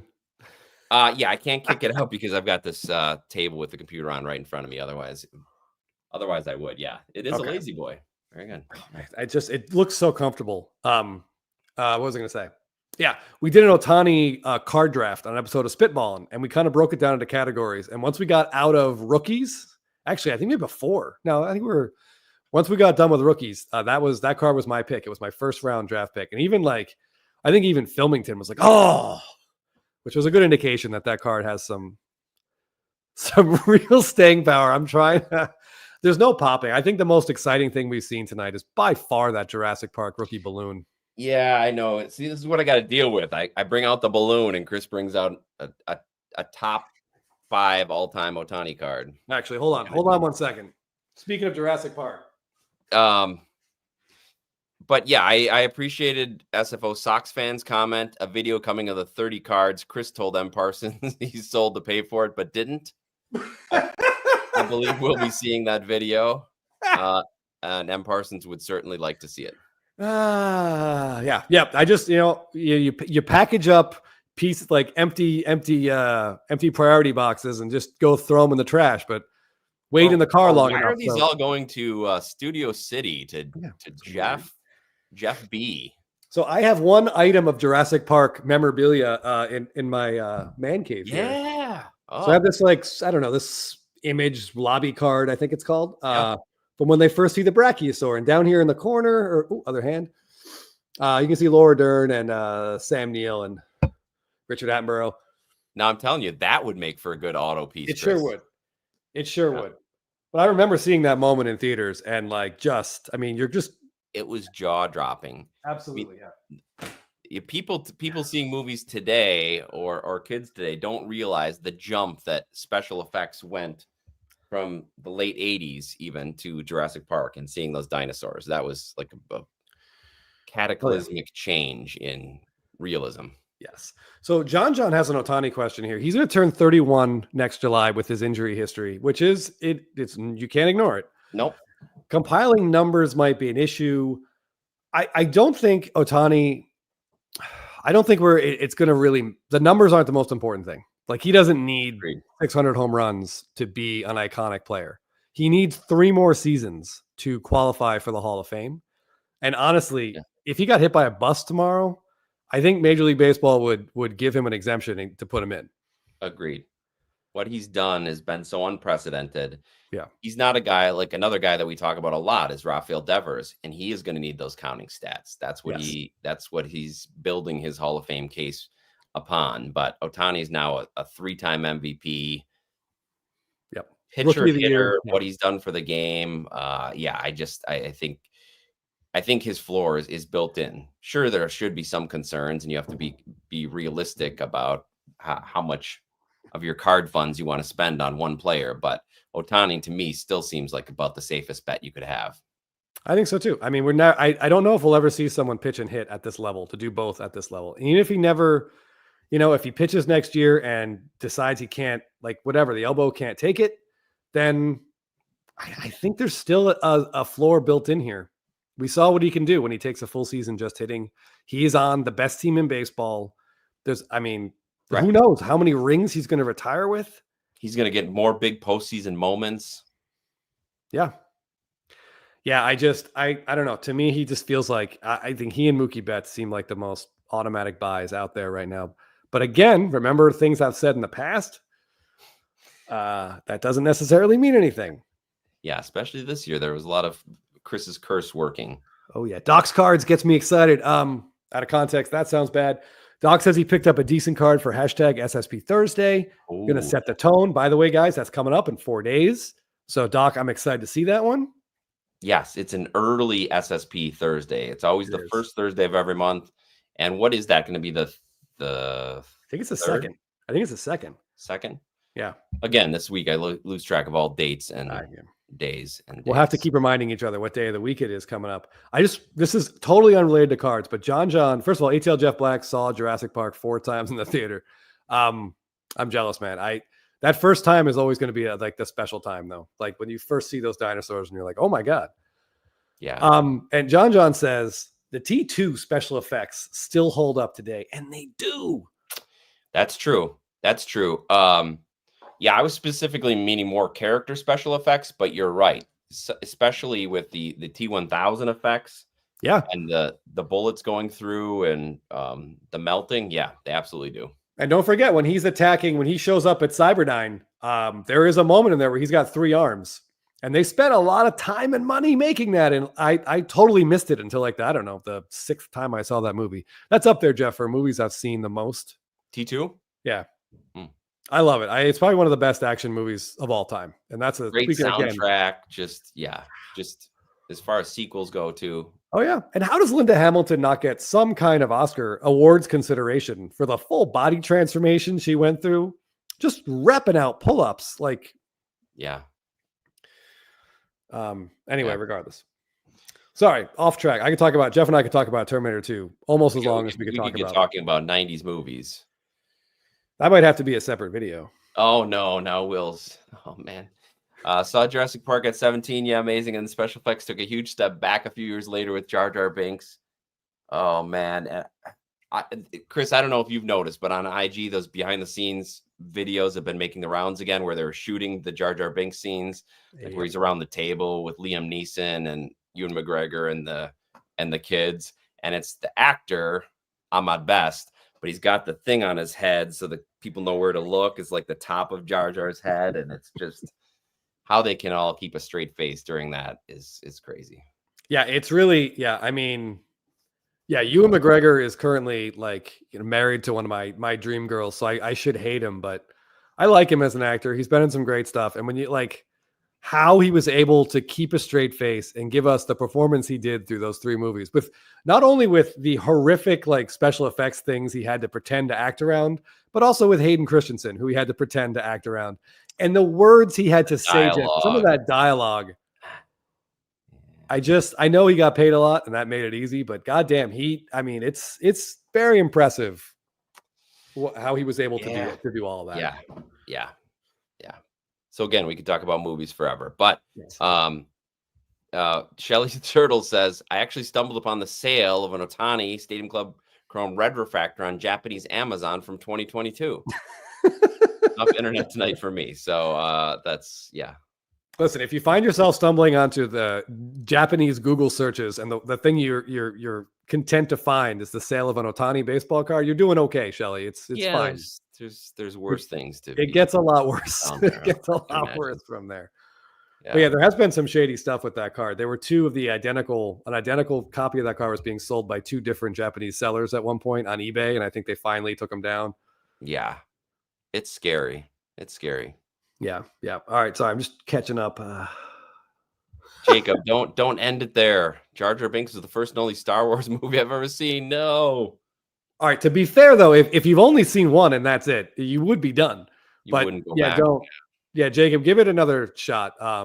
The first 2 in the 70s were incredible.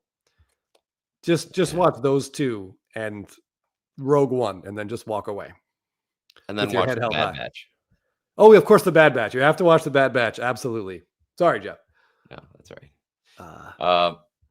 right. Doc's cards. I laughed at this. That's funny. Oh, interesting. So yeah. All right. Anyone else find anything interesting on the Japanese internet sites in the last couple of days they want to share? We're always here for that type of thing. Yes. We could always do it. And Chris, you know what? I'm going to put myself to sleep tonight. I've got a special book I'm reading. You want to see it? Absolutely. I do. Tell Jeff Black, Empire is the best. Yep, for sure. All right. Here's the cover page. Woo. And inside is a little story that goes like this. Oh, look at that. Beautiful. Is that 1987, Jeff? It sure is. Oh, look at those rated rookies. Look at these rated rookies. Come on. I see Greg Swindell, BJ Surhoff, Devon White. Yeah. I have Palmeiro. Oh, look at that. How does Greg Maddux, Jeff, get the back of a page right up against the binder part? Hey, but he's with Bo Jackson. It's numbered order, Chris. Okay. All right. I see Mark McGuire's back there too. Got to be the numbered order. So, yeah, that's going to be my bedtime reading tonight. All right. I remember that Mark McGuire card actively selling for like $50. That's insane. Yeah. It's insane. Jacob here makes a kind of a funny comment about what we were talking about before. Yeah. That is, it's frustrating for those of us traveling internationally. But neither here nor there. And John, something involving octopuses Yeah. Well, let's just move on to this Greg Maddux comment here, because that's a great Greg Maddux card with the mustache. 87 Donruss is a great set. Barry Larkin is in there. Bonds is in there. Yep. Yeah, I had 87 Donruss, 87 Fleer, and 87 Tops, all in binders. Just love those. Nice. Yeah, Will Z has the same thing. Yeah, these binders, this specific one with the padding. They're like card album. Yeah, it's padded. It's padded on the front, so when you drop anything on it, your cards are still protected in there. 87 Donruss opening day trivia question. Who was on Barry Bonds' card? The original card before they corrected it. It's one of like the most famous errors from the mid to late 80s. Johnny Ray. Johnny Ray is correct. Write that down, people. That will be a Blabbin trivia question sometime in the near future. Right. Yes, SFO Sox fan got it. And Chris C, very good. Yep. Nice. Oh, and Dan Schweiger. A couple seconds for that recall. I was thinking Johnny, but I was thinking Johnny 5. That's the first thing that came to my mind. I'm like, no, it's not Johnny 5. It's former Angel. Yeah, Johnny Ray. All right, Chris. Well, we're going to see people back here for SSB Thursday, so it won't be that long. It feels like it's been a long time. Yeah, the holidays are crazy. Like I was traveling the last 6 weeks. I've been all over the place. I know you've been traveling west or Midwest to see your family as well. Yeah, it's been a crazy couple of weeks. We are now home. We're not going anywhere for a while. I'm excited to sort of get back home. It has been an amazing 5 or 6 weeks, but there's for sure going to be some depression around my household. With just the traveling is done, the weather isn't great. We've got to start eating real food. Yeah, the eating is just like this week has been nonstop cookies and dessert.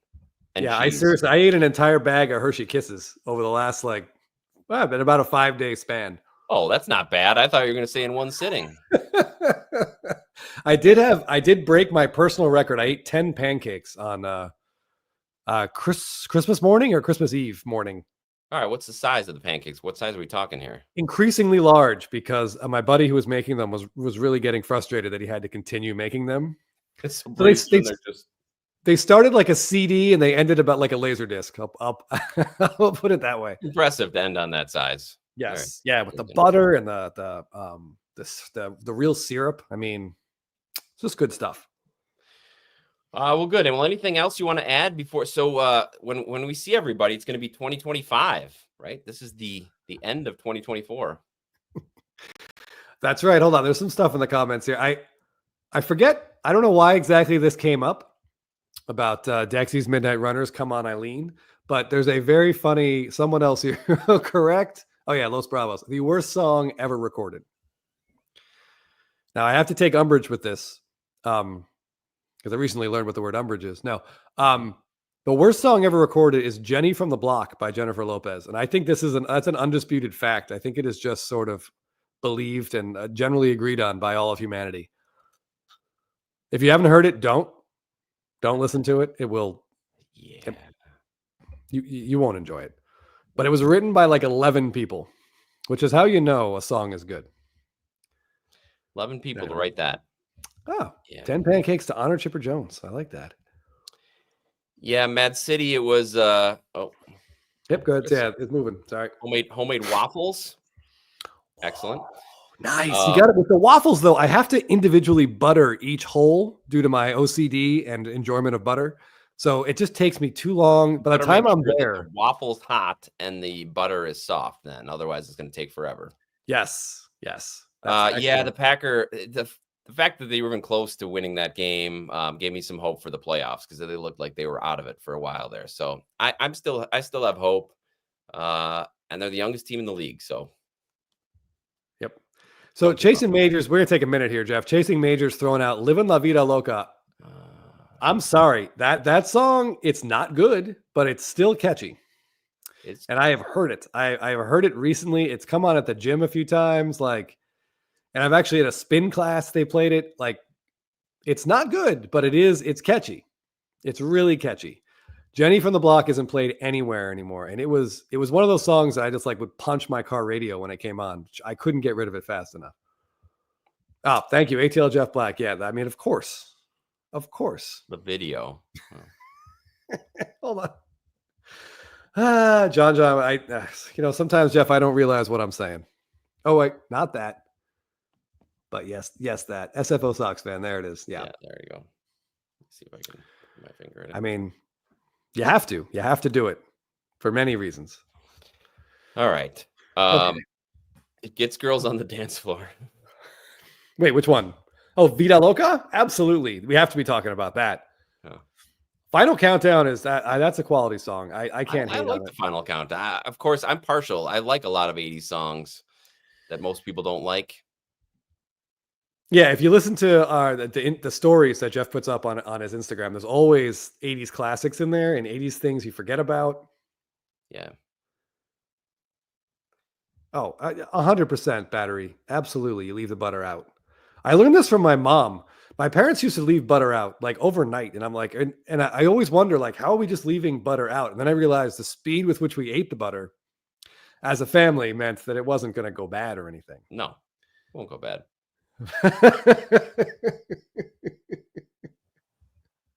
ATL Jeff Black with an excellent summary of tonight's events. There were no baseball cards discussed. Trying to lose any of our family friendly sponsors. I tell you.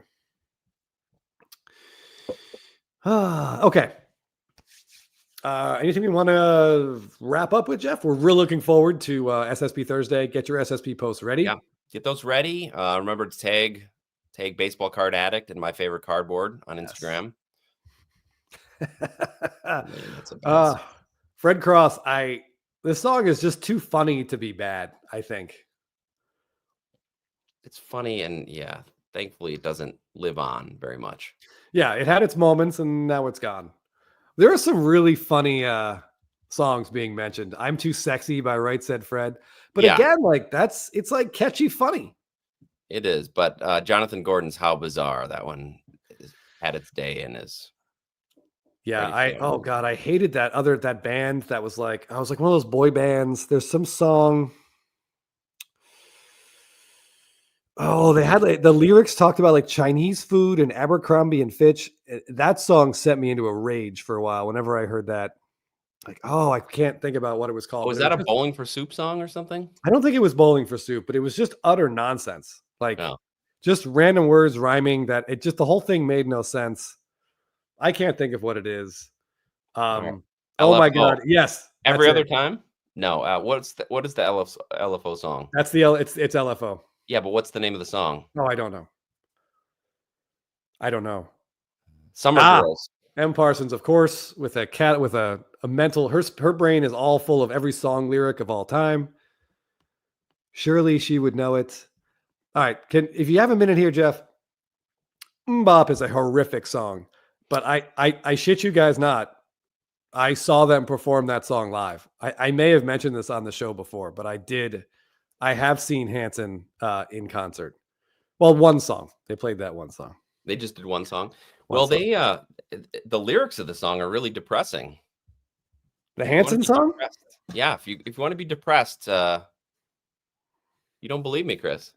I guess I'd rather not know what the lyrics are. I don't want that space in my brain to be occupied if possible. Well, too late. Now you're going to find out. Dan Schweiger, I love Gangnam Style. It's a really funny song. And the music video always puts a smile on my face. Always. I do not like that song, so I'm with you. Oh, Brewers Kill. Yes. I like girls that wear Abercrombie and Fitch. And then it's like Chinese food makes me sick or something. I'm just like, what is this? I hate it. All right. Thanks, Okay, Murph. Chris, I got to show you this.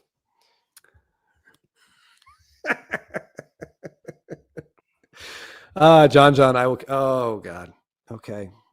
You have so many relationships in this life. Only one or two will last. You go through all the pain and strife. Then you turn your backs and they are gone so fast. So hold on to the ones that really care. In the end, they'll be the only ones there. When you get old, start losing your hair. Can you tell me who will still care? Oh, and it gets worse. So anyway. Wow. Now you know that the lyrics of that song are quite depressing, even though it's very upbeat and boppy. Yeah, come for baseball card talk, but stick around for Jeff's spoken word Hanson covers. Man, It's not terrible. I mean, I listened to William Shatner cover Rocket Man, so I mean, surely there's a market for this. Yeah, we've talked about the Leonard Nimoy singing. Oh my God, the Hobbit song is fantastic. Yes, it's Johnny Ray. Yeah. Yep, John, I'm going to do this too. I'm going to grab my 87 Donruss, throw on that, and cry myself to sleep. Man. Yeah, real quick, there have been some questions. I got tickets to Royal Benjamin with a really funny comment here. They're going fast. They're hard to catch up. I'd rather have the Chris Hansen auto. Yeah, a buddy of mine or a couple friends of mine and I we got tickets like in advance to see Conan O'Brien. It was like the first day tickets were available. So we took the bus from our college all the way down and we get there and we're like, oh my God, why are there like 100 teenage girls around here? And yeah. Oh, that must have been awful. Yeah, it's terrible. Students. We get in line. Yeah. Well, I mean, unfortunately, Jeff Hansen's group or Hansen's fans are below the age you need them to be. Oh, like Wander Franco. Correct. Yeah. I mean, we're talking about we were the only 3 guys in the crowd, and I think we were the only 3 people over like 16. Yeah. I think we all need counseling after tonight. Yeah. Battery. We all need. All right. On that note, if you didn't see your parents this Christmas, especially, call them, tell them you love them, tell your pets you love them. Yep. Yeah, all those things. You were away from your pets for a while. Was Maggie happy to see you, Chris? She was happy to see my wife. As I may have mentioned, our dog is like 17. If she might be older, we're not sure. She's like, we inherited her from a friend that passed away. She's dealing with doggy dementia right now. So she no longer recognizes me, but she just very attached to my wife. She follows my wife around. She doesn't hear very well, but as soon as my wife sits to do anything, she sits right next to her and just needs to be like touching. Yeah. To make sure that she knows where my wife is. So it's very sweet. It stinks for me. It's kind of heartbreaking for me on a daily basis, but we still love this dog. And as long as she is able to eat and walk and she's not in constant pain, she is going to be with us. So, yep. Well, great. She's going to be ringing in 2025 with you. Everybody, thanks for joining us tonight on our Sunday night edition. Usually we're on Thursday nights, Necco Jet. So we'll see you Thursday for SSP Thursday. Yes. Yeah. We'll see you guys. We'll see you guys back on Thursday. Get those SSPs ready. And yeah, thank you all for joining us on an impromptu Sunday Blabbin. I'm gonna have to watch Terminator 2 this week. Good idea. Good. Terminator 2, Jurassic Park double feature. Chris and Jet.